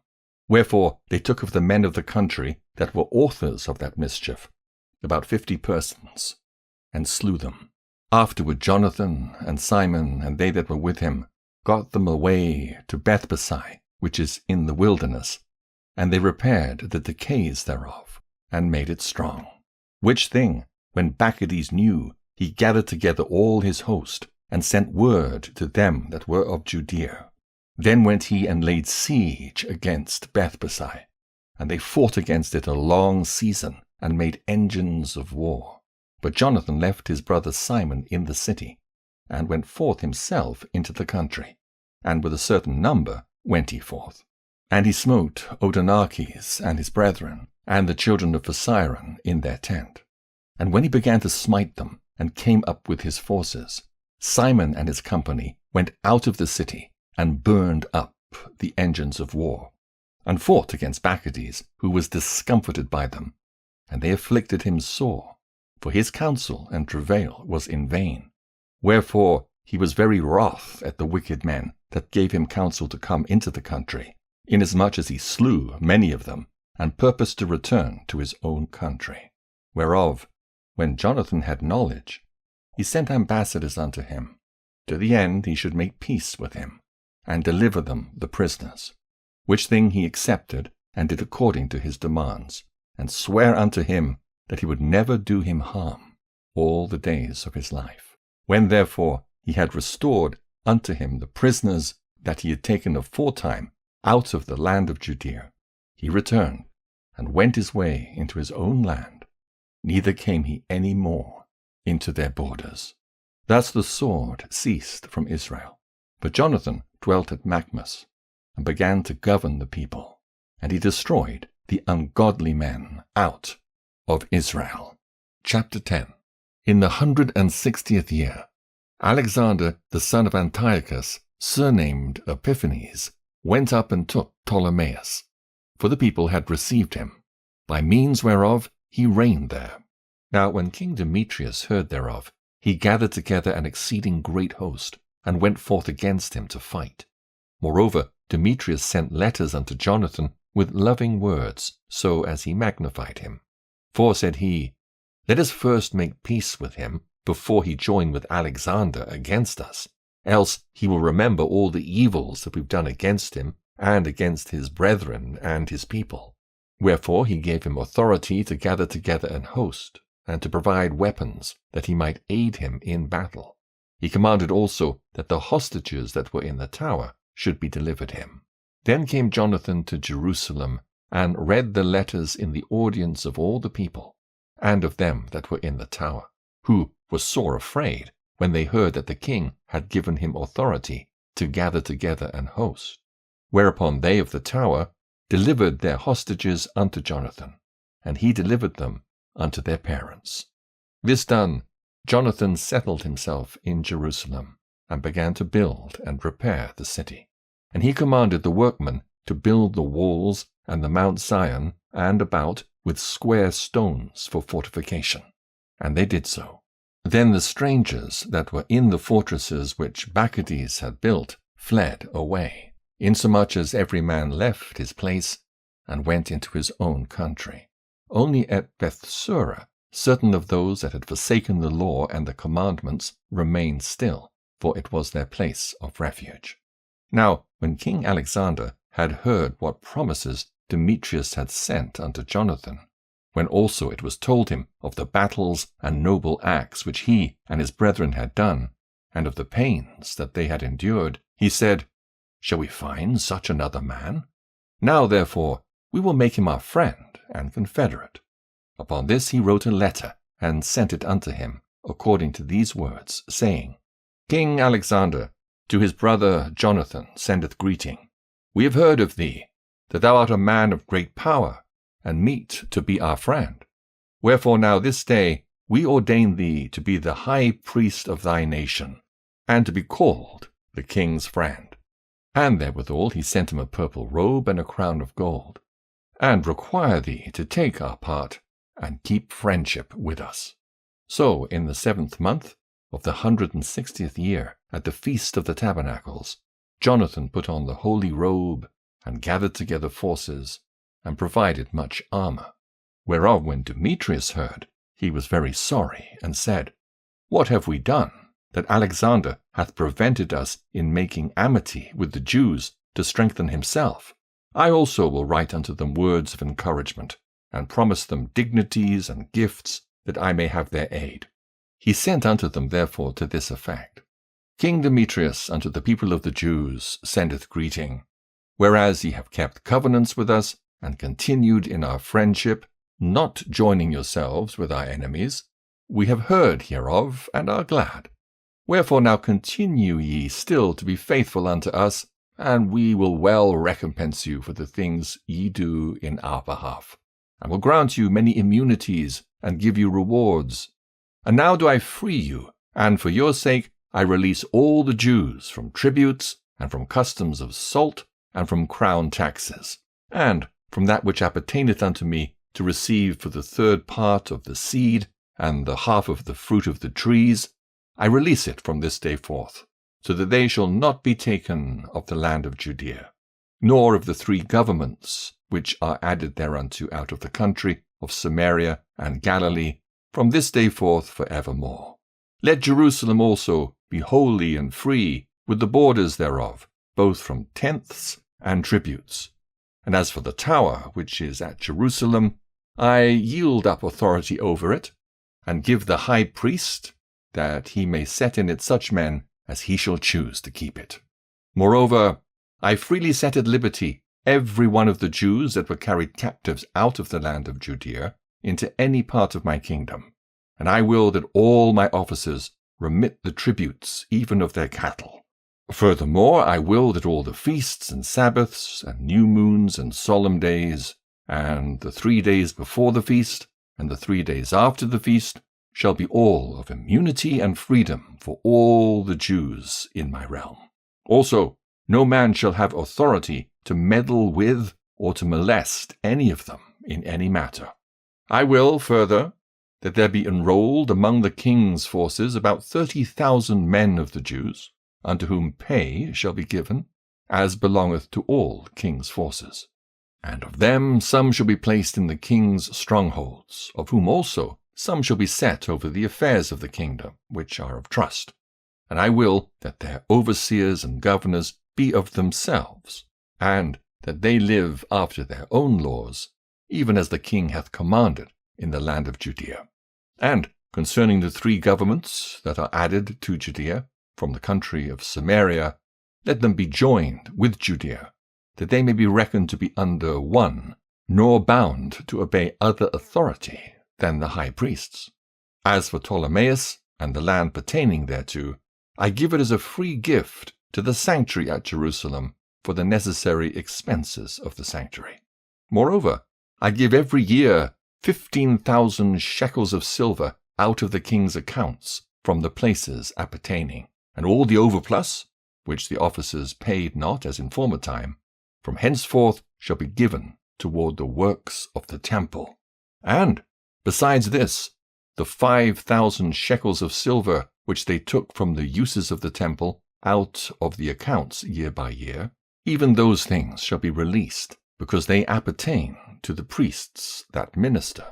And whosoever they be that flee unto the temple at Jerusalem, or be within the liberties hereof, being indebted unto the king, or for any other matter, let them be at liberty, and all that they have in my realm. For the building also and repairing of the works of the sanctuary expenses shall be given of the king's accounts. Yea, and for the building of the walls of Jerusalem, and the fortifying thereof round about, expenses shall be given out of the king's accounts, as also for the building of the walls in Judea. Now when Jonathan and the people heard these words, they gave no credit unto them, nor received them, because they remembered the great evil that he had done in Israel, for he had afflicted them very sore. But with Alexander they were well pleased, because he was the first that entreated of true peace with them, and they were confederate with him always. Then gathered King Alexander great forces, and camped over against Demetrius. And after the 2 kings had joined battle, Demetrius's host fled, but Alexander followed after him, and prevailed against him. And he continued the battle very sore, until the sun went down. And that day was Demetrius slain. Afterward Alexander sent ambassadors to Ptolemy, king of Egypt, with a message to this effect: Forasmuch as I am come again to my realm, and am set in the throne of my progenitors, and have gotten the dominion, and overthrown Demetrius, and recovered our country. For after I had joined battle with him, both he and his hosts was discomfited by us, so that we sit in the throne of his kingdom. Now therefore let us make a league of amity together, and give me now thy daughter to wife, and I will be thy son-in-law, and will give both thee and her, as according to thy dignity. Then Ptolemy the king gave answer, saying, Happy be the day wherein thou didst return into the land of thy fathers, and satest in the throne of their kingdom. And now will I do to thee as thou hast written. Meet me therefore at Ptolemais, that we may see one another, for I will marry my daughter to thee, according to thy desire. So Ptolemy went out of Egypt with his daughter Cleopatra, and they came unto Ptolemais in the 162nd year, where King Alexander meeting him, he gave unto him his daughter Cleopatra, and celebrated her marriage at Ptolemais with great glory, as the manner of kings is. Now King Alexander had written unto Jonathan that he should come and meet him, who thereupon went honorably to Ptolemais, where he met the 2 kings, and gave them and their friends silver and gold and many presents, and found favor in their sight. At that time certain pestilent fellows of Israel, men of a wicked life, assembled themselves together against him to accuse him. But the king would not hear them. Yea, more than that, the king commanded to take off his garments and clothe them in purple, and they did so. And he made him sit by himself, and said unto his princes, Go with him into the midst of the city, and make proclamation that no man complain against him of any matter, and that no man trouble him for any manner of cause. Now when his accusers saw that he was honored according to their proclamation, and clothed in purple, they fled all away. So the king honored him, and wrote him among his chief friends, and made him a duke, and partaker of his dominion. Afterward Jonathan returned to Jerusalem with peace and gladness. Furthermore, in the 163 year came Demetrius, son of Demetrius, out of Crete, into the land of his fathers, whereof when King Alexander heard tell, he was right sorry, and returned unto Antioch. Then Demetrius made Apollonius, the governor of Celesyria, his general, who gathered together a great host, and camped in Jamnia, and sent unto Jonathan the high priest, saying, Thou alone liftest up thyself against us, and I am laughed to scorn for thy sake, and reproached. And why dost thou vaunt thy power against us in the mountains? Now therefore, if thou trustest in thine own strength, come down to us into the plain field, and there let us try the matter together, for with me is the power of the cities. Ask and learn who I am, and the rest that take our part, and they shall tell thee that thy foot is not able to flight in their own land. Wherefore now thou shalt not be able to abide the horsemen, and so great a power in the plain, where is neither stone nor flint, nor place to flee unto. So when Jonathan heard these words of Apollonius, he was moved in his mind. And choosing 10,000 men, he went out of Jerusalem, where Simon his brother met him for to help him. And he pitched his tents against Joppa. But they of Joppa shut him out of the city, because Apollonius had a garrison there. Then Jonathan laid siege unto it, whereupon they of the city let him in for fear. And so Jonathan won Joppa. Wherefore when Apollonius heard, he took 3,000 horsemen with a great host of footmen, and went to Azotus as one that journeyed, and therewithal drew him forth into the plain, because he had a great number of horsemen in whom he put his trust. Then Jonathan followed after him to Azotus, where the armies joined battle. Now Apollonius had left 1,000 horsemen in ambush, and Jonathan knew that there was an ambushment behind him, for they had compassed in his host, and cast darts at the people from morning till evening. But the people stood still, as Jonathan had commanded them, and so the enemy's horses were tired. Then brought Simon forth his host, and set them against the footmen, for the horsemen were spent, who were discomfited by him, and fled. The horsemen also, being scattered in the field, fled to Azotus, and went to Beth-dagon, their idol's temple, for safety. But Jonathan set fire on Azotus and the cities round about it, and took their spoils, and the temple of Dagon with them that were fled into it. He burned with fire. Thus there were burned and slain with the sword well nigh 8,000 men. And from thence Jonathan removed his host, and camped against Askelon, where the men of the city came forth, and met him with great pomp. After this returned Jonathan and his host unto Jerusalem, having many spoil. Now when King Alexander heard these things, he honored Jonathan yet more, and sent him a buckle of gold, as the use is to be given to such as are of the king's blood. He gave him also Acheron, with the borders thereof, in possession. Chapter 11. And the king of Egypt gathered together a great host, like the sand that lieth upon the seashore, and many ships, and went about through deceit to get Alexander's kingdom, and join it to his own. Whereupon he took his journey into Spain in peaceable manner, so as they of the cities opened unto him and met him. For King Alexander had commanded them so to do, because he was his brother-in-law. Now, as Ptolemy entered into the cities, he set in every one of them a garrison of soldiers to keep it. And when he came near to Azotus, they showed him the temple of Dagon that was burnt, and Azotus and the suburbs thereof that were destroyed, and the bodies that were cast abroad, and them that he had burnt in the battle, for they had made heaps of them by the way where he should pass. Also they told the king whatsoever Jonathan had done, to the intent he might blame him. But the king held his peace. Then Jonathan met the king with great pomp at Joppa, where they saluted one another, and lodged. Afterward Jonathan, when he had gone with the king to the river called Eleutherus, returned again to Jerusalem. King Ptolemy, therefore, having gotten the dominion of the cities by the sea unto Seleucia upon the sea coast, imagined wicked counsels against Alexander. Whereupon he sent ambassadors unto King Demetrius, saying, Come, let us make a league betwixt us, and I will give thee my daughter, whom Alexander hath, and thou shalt reign in thy father's kingdom. For I repent that I gave my daughter unto him, for he sought to slay me. Thus did he slander him, because he was desirous of his kingdom. Wherefore he took his daughter from him, and gave her to Demetrius, and forsook Alexander, so that their hatred was openly known. Then Ptolemy entered into Antioch, where he set 2 crowns upon his head, the crown of Asia and of Egypt. In the mean season was King Alexander in Cilicia, because those that dwelt in those parts had revolted from him.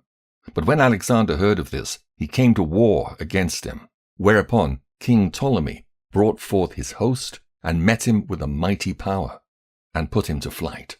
So Alexander fled into Arabia, there to be defended. But King Ptolemy was exalted. For Zabdiel the Arabian took off Alexander's head, and sent it unto Ptolemy. King Ptolemy also died the 3rd day after, and they that were in the strongholds were slain one of another. By this means Demetrius reigned in the 167th year. At the same time, Jonathan gathered together them that were in Judea to take the tower that was in Jerusalem, and he made many engines of war against it. Then came ungodly persons, who hated their own people, went unto the king, and told him that Jonathan besieged the tower. Whereof, when he heard, he was angry, and immediately removing, he came to Ptolemais, and wrote unto Jonathan that he should not lay siege to the tower, but come and speak with him at Ptolemais in great haste. Nevertheless, Jonathan, when he heard this, commanded to besiege it still. And he chose certain of the elders of Israel and the priests, and put himself in peril, and took silver and gold and raiment and divers presents besides, and went to Ptolemais unto the king, where he found favor in his sight. And though certain ungodly men of the people had made complaints against him, yet the king entreated him as his predecessors had done before, and promoted him in the sight of all his friends, and confirmed him in the high priesthood and in all the honors that he had before, and gave him preeminence among his chief friends. Then Jonathan desired the king that he would make Judea free from tribute, as also the 3 governments with the country of Samaria, and he promised him 300 talents. So the king consented, and wrote letters unto Jonathan of all these things after this manner. King Demetrius unto his brother Jonathan, and unto the nation of the Jews, sendeth greeting. We send you here a copy of the letter which we did write unto our cousin Lasthenes concerning you, that ye might see it. King Demetrius unto his father Lasthenes sendeth greeting. We are determined to do good to the people of the Jews, who are our friends, and keep covenants with us, because of their good will toward us. Wherefore we have ratified unto them the borders of Judea, with the 3 governments of Ephrema and Lydda and Ramathaim, that are added unto Judea from the country of Samaria, and all things appertaining unto them, for all such as do sacrifice in Jerusalem, instead of the payments which the king received of them yearly aforetime, out of the fruits of the earth and of trees. And as for other things that belong unto us, of the tithes and customs pertaining unto us, as also the salt pits and the crown taxes which are due unto us, we discharge them of them all for their relief. And nothing hereof shall be revoked from this time forth forever. Now therefore see that thou make a copy of these things, and let it be delivered unto Jonathan, and set upon the holy mount in a conspicuous place. After this, when King Demetrius saw that the land was quiet before him, and that no resistance was made against him, he sent away all his forces, every one to his own place, except certain bands of strangers whom he had gathered from the isles of the heathen. Wherefore all the forces of his fathers hated him, Moreover, there was one Tryphon, that had been of Alexander's part of 4, who, seeing that all the host murmured against Demetrius, went to Similcu the Arabian, that brought up Antiochus, the young son of Alexander, and lay sore upon him to deliver him, this young Antiochus, that he might reign in his father's stead. He told him therefore all that Demetrius had done, and how his men of war were at enmity with him, and there he remained a long season. In the meantime, Jonathan sent unto King Demetrius, that he would cast those of the tower out of Jerusalem, and those also in the fortresses, for they fought against Israel. So Demetrius sent unto Jonathan, saying, I will not only do this for thee and thy people, but I will greatly honor thee and thy nation, if opportunity serve. Now therefore thou shalt do well, if thou send me men to help me, for all my forces are gone from me. Upon this Jonathan sent him 3,000 strong men unto Antioch. And when they came to the king was very glad of their coming. Howbeit, they that were of the city gathered themselves together into the midst of the city, to the number of 120,000 men, and would have slain the king. Wherefore the king fled into the court, but they of the city kept the passages of the city, and began to fight. Then the king called to the Jews for help, who came unto him all at once, and dispersing themselves through the city, slew that day in the city to the number of 100,000. Also they set fire on the city, and gat many spoils that day, and delivered the king. So when they of the city saw that the Jews had got the city as they would, their courage was abated.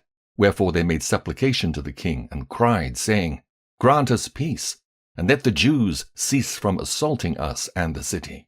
With that they cast away their weapons, and made peace. And the Jews were honored in the sight of the king, and in the sight of all that were in his realm. And they returned to Jerusalem, having great spoils. So King Demetrius sat on the throne of his kingdom, and the land was quiet before him. Nevertheless he dissembled in all that he ever spake, and estranged himself from Jonathan. Neither rewarded he him according to the benefits which he had received of him, but troubled him very sore. After this returned Tryphon, and with him the young child Antiochus, who reigned and was crowned. Then there gathered unto him all the men of war whom Demetrius had put away, and they fought against Demetrius, who turned his back and fled. Moreover, Tryphon took the elephants, and won Antioch. At that time young Antiochus wrote unto Jonathan, saying, I confirm thee in the high priesthood, and appoint thee ruler over the 4 governments, and to be one of the king's friends. Upon this he sent him golden vessels to be served in, and gave him leave to drink in gold, and to be clothed in purple, and to wear a golden buckle. His brother Simon also he made captain from the place called the Ladder of Tyrus unto the borders of Egypt. Then Jonathan went forth, and passed through the cities beyond the water, and all the forces of Syria gathered themselves unto him for to help him. And when he came to Ascalon, they of the city met him honorably. From whence he went to Gaza, but they of Gaza shut him out. Wherefore he laid siege unto it, and burned the suburbs thereof with fire, and spoiled them. Afterward, when they of Gaza made supplication unto Jonathan, he made peace with them, and took the sons of their chief men for hostages, and sent them to Jerusalem, and passed through the country unto Damascus. Now, when Jonathan heard that Demetrius's princes were come to Cades, which is in Galilee, with a great power, purposing to remove him out of the country, he went to meet them, and left Simon his brother in the country. Then Simon encamped against Bethsura, and fought against it a long season, and shut it up. But they desired to have peace with him, which he granted them, and then put them out from thence, and took the city, and set a garrison in it. As for Jonathan and his hosts, they pitched at the water of Gennesar, from whence betimes in the morning they gat them to the plain of Nasor. And behold, the host of strangers met them in the plain, who, having laid men in ambush for him in the mountains, came themselves over against him.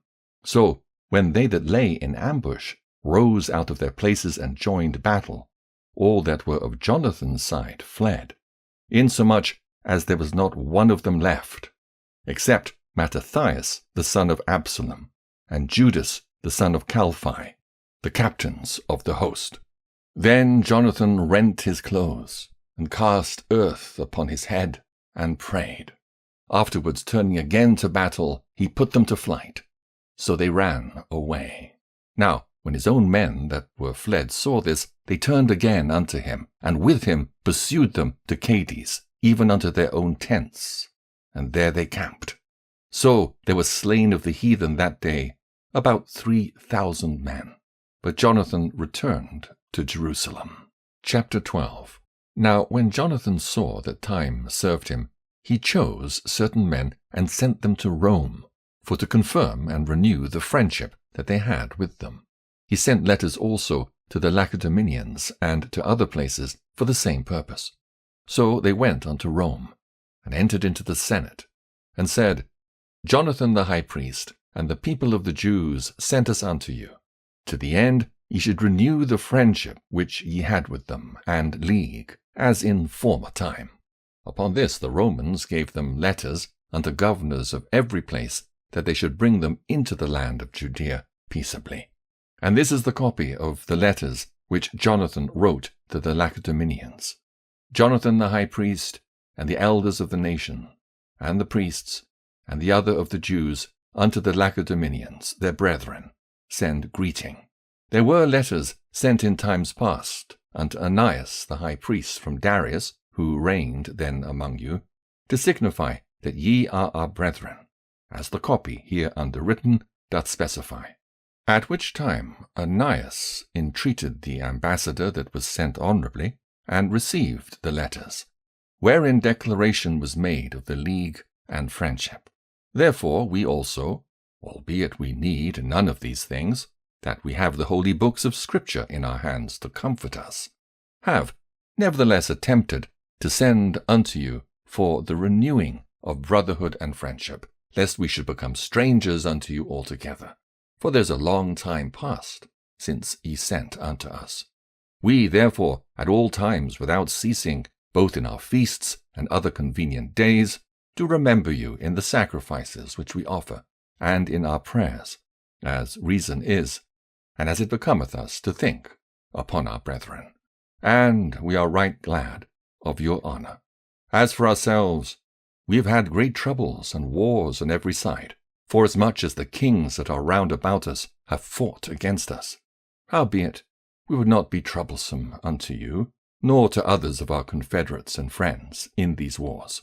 For we have help from heaven that succoureth us, so as we are delivered from our enemies, and our enemies are brought under foot. For this cause we chose Numanius the son of Antiochus, and Antipater the son of Jason, and sent them unto the Romans, to renew the amity that we had with them and the former league. We commanded them also to go unto you, and to salute and to deliver you our letters concerning the renewing of our brotherhood. Wherefore now ye shall do well to give us an answer thereto. And this is the copy of the letters which Onias sent. Arius, king of the Lacedaemonians, to Onias the high priest, greeting. It is found in writing that the Lacedaemonians and Jews are brethren, and that they are of the stock of Abraham. Now therefore, since this is come to our knowledge, ye shall do well to write unto us of your prosperity. We do write back again to you, that your cattle and goods are ours, and ours are yours. We do command therefore our ambassadors to make report unto you on this wise.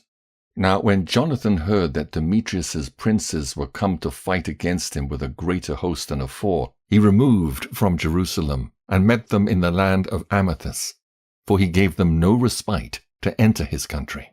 He sent spies also into their tents, who came again, and told them that they were appointed to come upon them in the night season. Wherefore so soon as the sun went down, Jonathan commanded his men to watch, and to be in arms, that all the night long they might be ready to fight. Also he sent forth sentinels round about the host. But when the adversaries heard that Jonathan and his men were ready for battle, they feared and trembled in their hearts, and they kindled fires in their camp. Howbeit Jonathan and his company knew it not till the morning, for they saw the lights burning. Then Jonathan pursued after them, but overtook them not, for they were gone over the river Eleutherus. Wherefore Jonathan turned to the Arabians, who were called the Zabadeans, and smote them, and took their spoils. And removing thence, he came to Damascus, and so passed through all the country. Simon also went forth, and passed through the country unto Ascalon, and the holds there adjoining, from whence he turned aside to Joppa, and won it.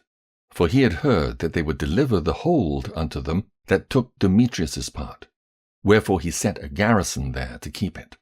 After this came Jonathan home again, and, calling the elders of the people together, he consulted with them about building strongholds in Judea, and making the walls of Jerusalem higher, and raising a great mount between the tower and the city, for to separate it from the city, that so it might be alone, that men might neither sell nor buy in it. Upon this they came together to build up the city, forasmuch as part of the wall toward the brook on the east side was fallen down, and they repaired that which was called Caphanatha. Simon also set up Edida in Cephala, and made it strong with gates and bars. Now Tryphon went about to get the kingdom of Asia, and to kill Antiochus the king, that he might set the crown upon his own head. Howbeit he was afraid that Jonathan would not suffer him, and that he would fight against him. Wherefore he sought a way how to take Jonathan, that he might kill him. So he removed, and came to Bethsan. Then Jonathan went out to meet him with 40,000 men, chosen for the battle, and came to Bethsan. Now when Tryphon saw Jonathan came with so great a force, he durst not stretch his hand against him, but received him honorably, and commended him unto all his friends, and gave him gifts, and commanded his men of war to be as obedient unto him as to himself. Unto Jonathan also he said, Why hast thou brought all this people to so great trouble, seeing there's no war betwixt us? Therefore send them now home again, and choose a few men to wait on thee, and come thou with me to Ptolemais, for I will give it thee, and the rest of the strongholds and forces, and all that have any charge. As for me, I will return and depart, for this is the cause of my coming. So Jonathan, believing him, did as he bade him, and sent away his host, who went into the land of Judea. And with himself he retained but 3,000 men, of whom he sent 2,000 into Galilee, and 1,000 went with him. Now, as soon as Jonathan entered into Ptolemais, they of Ptolemais shut the gates, and took him, and all them that came with him they slew with the sword. Then sent Tryphon an host of footmen and horsemen into Galilee and into the great plain, to destroy all Jonathan's company. But when they knew that Jonathan and they that were with him were taken and slain, they encouraged one another, and went close together, prepared to fight. They therefore that followed upon them, perceiving that they were ready to fight for their lives, turned back again. Whereupon they all came into the land of Judea peaceably, and there they bewailed Jonathan, and them that were with him, and they were sore afraid. Wherefore all Israel made great lamentation. Then all the heathen that were round about then sought to destroy them, for they said, They have no captain, nor any to help them. Now therefore let us make war upon them, and take away their memorial from among men. Chapter 13. Now when Simon heard that Tryphon had gathered together a great host to invade the land of Judea and destroy it, and saw that the people was in great trembling and fear, he went up to Jerusalem and gathered the people together, and gave them exhortation, saying, Ye yourselves know what great things I and my brethren and my father's house have done for the laws and the sanctuary, the battles also and troubles which we have seen, by reason whereof all my brethren are slain for Israel's sake, and I am left alone. Now therefore be it far from me that I should spare mine own life in any time of trouble, for I am no better than my brethren. Doubtless I will avenge my nation and the sanctuary and our wives and our children, for all the heathen are gathered to destroy us of very malice. Now as soon as the people heard these words, their spirit revived. And they answered with a loud voice, saying, Thou shalt be our leader, instead of Judas and Jonathan thy brother. Fight thou our battles, and whatsoever thou commandest us, that will we do. So then he gathered together all the men of war, and made haste to finish the walls of Jerusalem, and he fortified it round about. Also he sent Jonathan the son of Absalom, and with him a great power, to Joppa, who casting out them that were therein, remained there in it. So Tryphon removed from Ptolemais with a great power, to invade the land of Judea, and Jonathan was with him in ward. But Simon pitched his tents at Adida, over against the plain. Now when Tryphon knew that Simon was risen up instead of his brother Jonathan, and meant to join battle with him, he sent messengers unto him, saying, Whereas we have Jonathan thy brother in hold, it is for money that he is owing unto the king's treasure concerning the business that was committed unto him. Wherefore now send 100 talents of silver, and 2 of his sons for hostages, that when he is at liberty he may not revolt from us, and we will let him go. Hereupon Simon, albeit he perceived that they spake deceitfully unto him, yet sent he the money and the children, lest peradventure he should procure to himself great hatred of the people, who might have said, Because I sent him not the money and the children, therefore is Jonathan dead. So he sent them the children and the 100 talents. Howbeit Tryphon dissembled, neither would he let Jonathan go. And after this came Tryphon to invade the land and destroy it, going round about by the way that leadeth unto Adora. But Simon and his host marched against him in every place, wheresoever he went. Now they that were in the tower sent messengers unto Tryphon, to the end that he should hasten his coming unto them by the wilderness, and send them victuals. Wherefore Tryphon made ready all his horsemen to come that night. But there fell a very great snow, by reason whereof he came not. So he departed, and came unto the country of Galaad. And when he came near to Bascama, he slew Jonathan, who was buried there. Afterward Tryphon returned, and went into his own land. Then sent Simon, and took the bones of Jonathan his brother, and buried them in Modin, the city of his fathers. And all Israel made great lamentation for him, and bewailed him many days. Simon also built a monument upon the sepulchre of his father and his brethren, and raised it aloft to the sight, with hewn stone behind and before. Moreover, he set up 7 pyramids, one against another, for his father and his mother and his 4 brethren. And in these he made cunning devices, about the which he set great pillars, and upon the pillars he made all their armour, for a perpetual memory. And by the armour ships carved, that they might be seen of all that sail on the sea. This is the sepulchre which he made at Modin, and it standeth yet unto this day. Now Tryphon dealt deceitfully with the young king Antiochus, and slew him. And he reigned in his stead, and crowned himself king of Asia, and brought a great calamity upon the land. Then Simon built up the strongholds in Judea, and fenced them about with high towers, and great walls, and gates, and bars, and laid up victuals therein. Moreover Simon chose men, and sent to King Demetrius, to the end he should give the land an immunity, because all that Tryphon did was to spoil. Unto whom King Demetrius answered, and wrote after this manner: King Demetrius, unto Simon the high priest and friend of kings, as also unto the elders and nation of the Jews, sendeth greeting. The golden crown and the scarlet robe which ye sent unto us we have received, and we are ready to make a steadfast peace with you, yea, and to write unto our officers to confirm the immunities which we have granted. And whatsoever covenants we have made with you shall stand, and the strongholds which ye have builded shall be your own. As for any oversight or fault committed unto this day, we forgive it, and the crown tax also which ye owe us. And if there were any other tribute paid in Jerusalem, it shall no more be paid. And look, who are meet among you to be in our court, let them be enrolled, and let there be peace betwixt us. Thus the yoke of the heathen was taken away from Israel in the 170th year. Then the people of Israel began to write in their instruments and contracts in the first year of Simon the high priest, the governor and leader of the Jews. In those days Simon camped against Gaza and besieged it round about. He made also an engine of war and set it by the city, and battered a certain tower, and took it.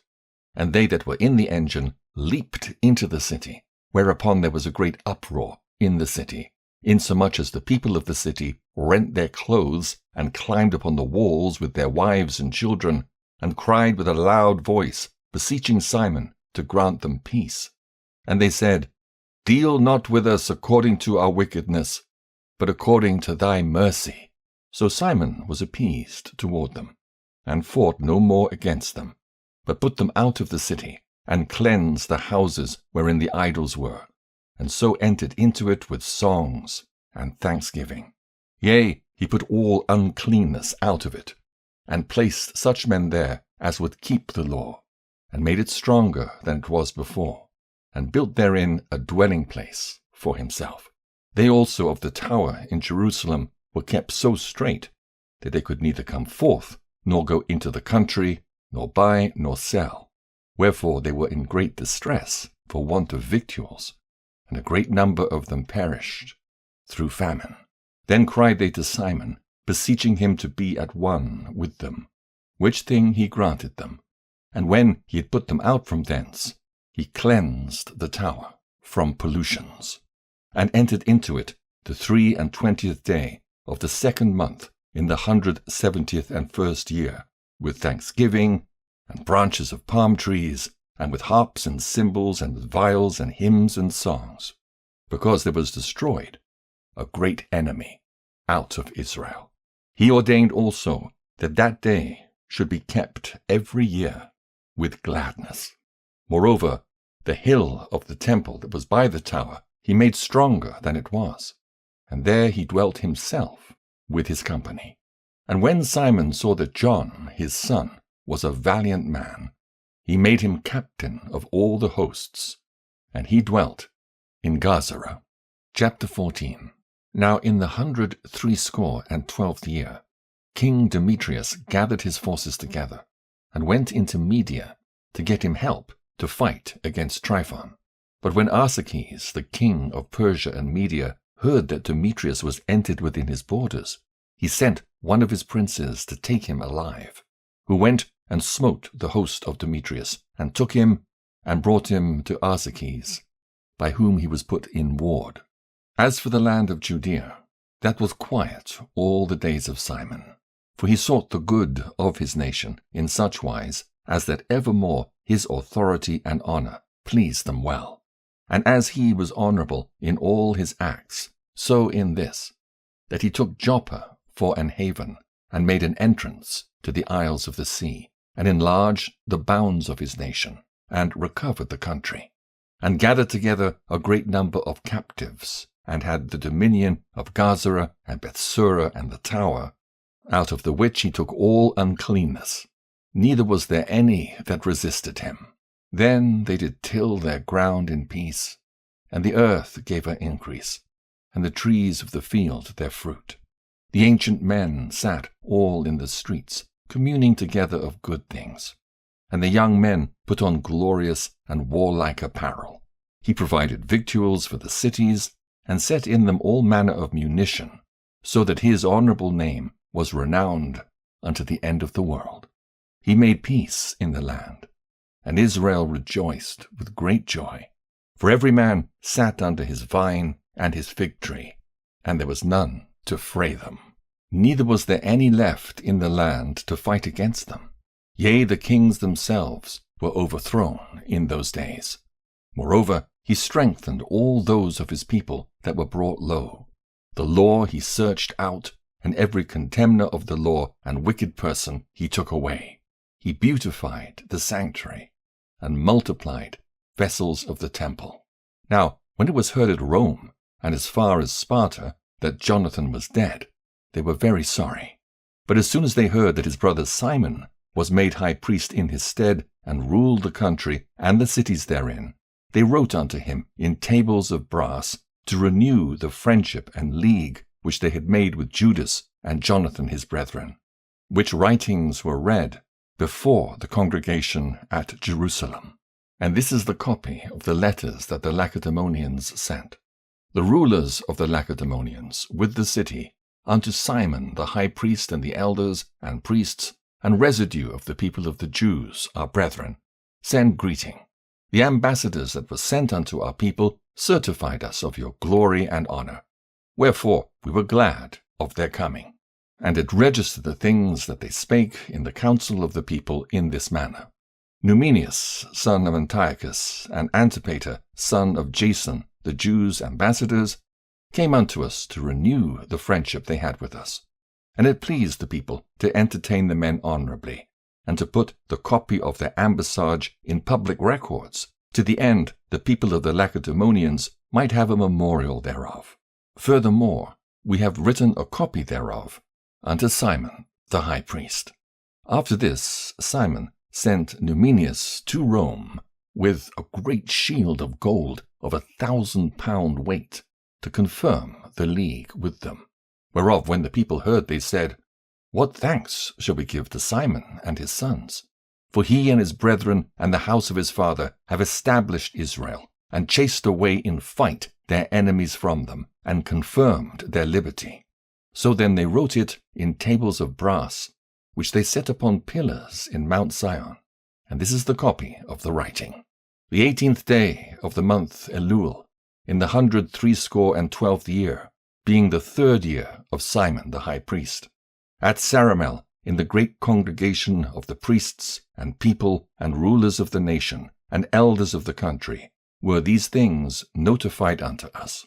Forasmuch as oftentimes there have been wars in the country, wherein for the maintenance of their sanctuary and the law, Simon the son of Mattathias, of the posterity of Jarib, together with his brethren, put themselves in jeopardy, and resisting the enemies of their nation, did their nation great honor. For after that Jonathan, having gathered his nation together and been their high priest, was added to his people, their enemies prepared to invade their country, that they might destroy it and lay hands on the sanctuary. At which time Simon rose up and fought for his nation, and spent much of his own substance, and armed the valiant men of his nation, and gave them wages, and fortified the cities of Judea, together with Bethsura, that lieth upon the borders of Judea, where the armor of their enemies had been before, but he set a garrison of Jews there. Moreover, he fortified Joppa, which lieth upon the sea, and Gazara, that bordereth upon Azotus, where the enemies had dwelt before. But he placed Jews there, and furnished them with all things convenient for the reparation thereof. The people therefore sang the acts of Simon, and to what glory he thought to bring his nation, made him their governor and chief priest, because he had done all these things, and for the justice and faith which he kept to his nation, and for that he sought by all means to exalt his people. For in his time things prospered in his hands, so that the heathen were taken out of their country, and they also that were in the city of David in Jerusalem, who had made themselves a tower, out of which they issued, and polluted all about the sanctuary, and did much hurt in the holy place. But he placed Jews therein, and fortified it for the safety of the country and the city, and raised up the walls of Jerusalem. King Demetrius also confirmed him in the high priesthood according to those things, and made him one of his friends, and honored him with great honor. For he had heard say that the Romans had called the Jews their friends and confederates and brethren, and that they had entertained the ambassadors of Simon honorably. Also that the Jews and priests were well pleased that Simon should be their governor and high priest forever, until there should arise a faithful prophet. Moreover, that he should be their captain, and should take charge of the sanctuary, to set them over their works, and over the country, and over the armor, and over the fortresses, that, I say, he should take charge of the sanctuary. Besides this, that he should be obeyed of every man, and that all the writings in the country should be made in his name, and that he should be clothed in purple, and wear gold. Also, that it should be lawful for none of the people or priests to break any of these things, or to gainsay his words, or to gather an assembly in the country without him, or to be clothed in purple, or wear a buckle of gold. And whosoever should do otherwise, or break any of these things, he should be punished. Thus it liked all the people to deal with Simon, and to do as hath been said. Then Simon accepted hereof, and was well pleased to be high priest, and captain, and governor of the Jews and priests, and to defend them all. So they commanded that this writing should be put in tables of brass, and that they should be set up within the compass of the sanctuary in a conspicuous place. Also that the copies thereof should be laid up in the treasury, to the end that Simon and his sons might have them. Chapter 15. Moreover, Antiochus, son of Demetrius the king, sent letters from the isles of the sea unto Simon the priest and prince of the Jews, and to all the people. The contents whereof were these: King Antiochus, to Simon the high priest and prince of his nation, and to the people of the Jews, greeting. Forasmuch as certain pestilent men have usurped the kingdom of our fathers, and my purpose is to challenge it again, that I may restore it to the old estate, and to that end have gathered a multitude of foreign soldiers together, and prepared ships of war, my meaning also being to go through the country, that I may be avenged of them that have destroyed it, and made many cities in the kingdom desolate. Now therefore I confirm unto thee all the oblations which the kings before me granted thee, and whatsoever gifts besides they granted. I give thee leave also to coin money for thy country with thine own stamp. And as concerning Jerusalem and the sanctuary, let them be free, and all the armor that thou hast made, and the fortresses that thou hast built and keepest in thine hands, let them remain unto thee. And if anything be or shall be owing to the king, let it be forgiven thee from this time forth for evermore. Furthermore, when we have obtained our kingdom, we will honor thee and thy nation and thy temple with great honor, so that your honor shall be known throughout the world. In the 114th year went Antiochus into the land of his fathers, at which time all the forces came together unto him, so that few were left with Tryphon. Wherefore, being pursued by King Antiochus, he fled unto Dora, which lieth by the seaside. For he saw that troubles came upon him all at once, and that his forces had forsaken him. Then camped Antiochus against Dora, having with him 120,000 men of war, and 8,000 horsemen. And when he had compassed the city round about, and joined ships close to the town on the seaside, he vexed the city by land and by sea, neither suffered he any to go out or in. In the mean season came Numenius and his company from Rome, having letters to the kings and countries, wherein were written these things: Lucius, consul of the Romans, unto King Ptolemy, greeting. The Jews' ambassadors, our friends and confederates, came unto us to renew the old friendship and league, being sent from Simon the high priest, and from the people of the Jews. And they brought a shield of gold of 1,000 pounds.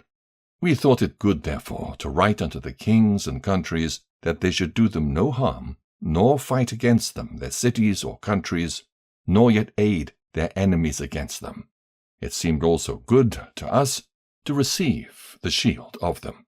If therefore there be any pestilent fellows that have fled from their country unto you, deliver them unto Simon the high priest, that he may punish them according to their own law. The same things wrote he likewise unto Demetrius the king, and Attalus, to Areathes, and Asarches, and to all the countries, and to Sampsames, and the Lacedaemonians, and to Delos, and Mindus, and Sychion, and Caria, and Samos, and Pamphylia, and Lycia, and Halicarnassus, and Rhodus, and Aradus, and Cos, and Sidon, and Aradus, and Gortnia, and Cnidus, and Cyprus, and Cyrene. And the copy hereof they wrote, to Simon the high priest. So Antiochus the king camped against Dora the second day, assaulting it continually, and making engines, by which means he shut up Tryphon, that he could neither go out nor in. At that time Simon sent him 2,000 chosen men to aid him, silver also, and gold, and much armor. Nevertheless he would not receive them, but brake all the covenants which he had made with him afore, and became strange unto him. Furthermore he sent unto him Athenobius, one of his friends, to commune with him, and say, Ye withhold Joppa and Garzara, with the tower that is in Jerusalem, which are cities in my realm. The borders thereof ye have wasted, and done great hurt in the land, and got the dominion of many places within my kingdom. Now therefore deliver the cities which ye have taken, and the tributes of the places whereof ye have gotten dominion, without the borders of Judea. Or else give me for them 500 talents of silver, and for the harm that ye have done, and the tributes of the cities, other 500 talents. If not, we will come and fight against you. So Athenobius the king's friend came to Jerusalem, and when he saw the glory of Simon, and the cupboard of gold and silver plate, and his great attendance, he was astonished, and told him the king's message. Then answered Simon and said unto him, We have neither taken other men's land, nor holden that which appertaineth to others, but the inheritance of our fathers, which our enemies had wrongfully in possession a certain time. Wherefore we, having opportunity, hold the inheritance of our fathers.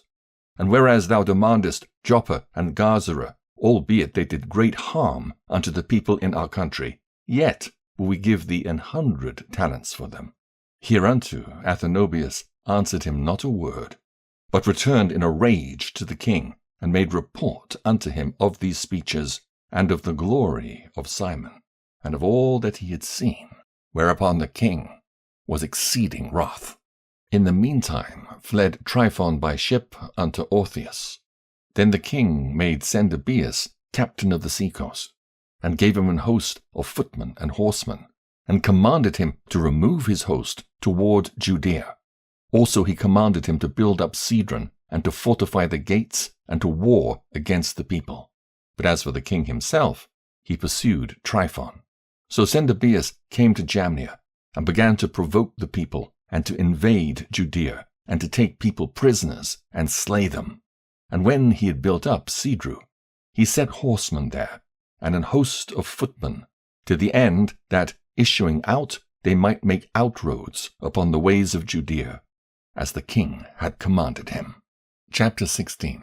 Then came up John from Garzara, and told Simon his father what Sendebeus had done.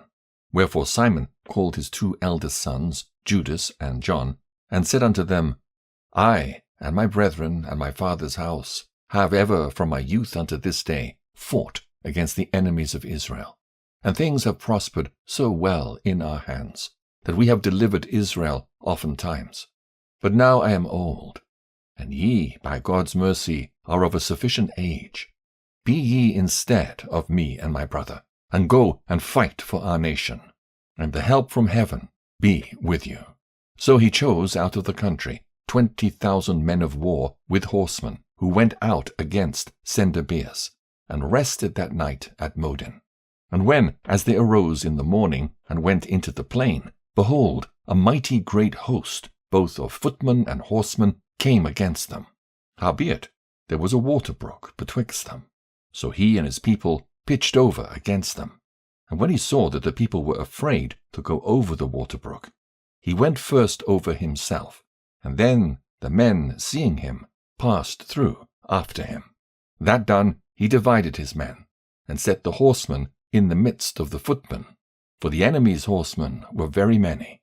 Then sounded they with the holy trumpets, whereupon Sendebeus and his host were put to flight, so that many of them were slain, and the remnant gat them to the stronghold.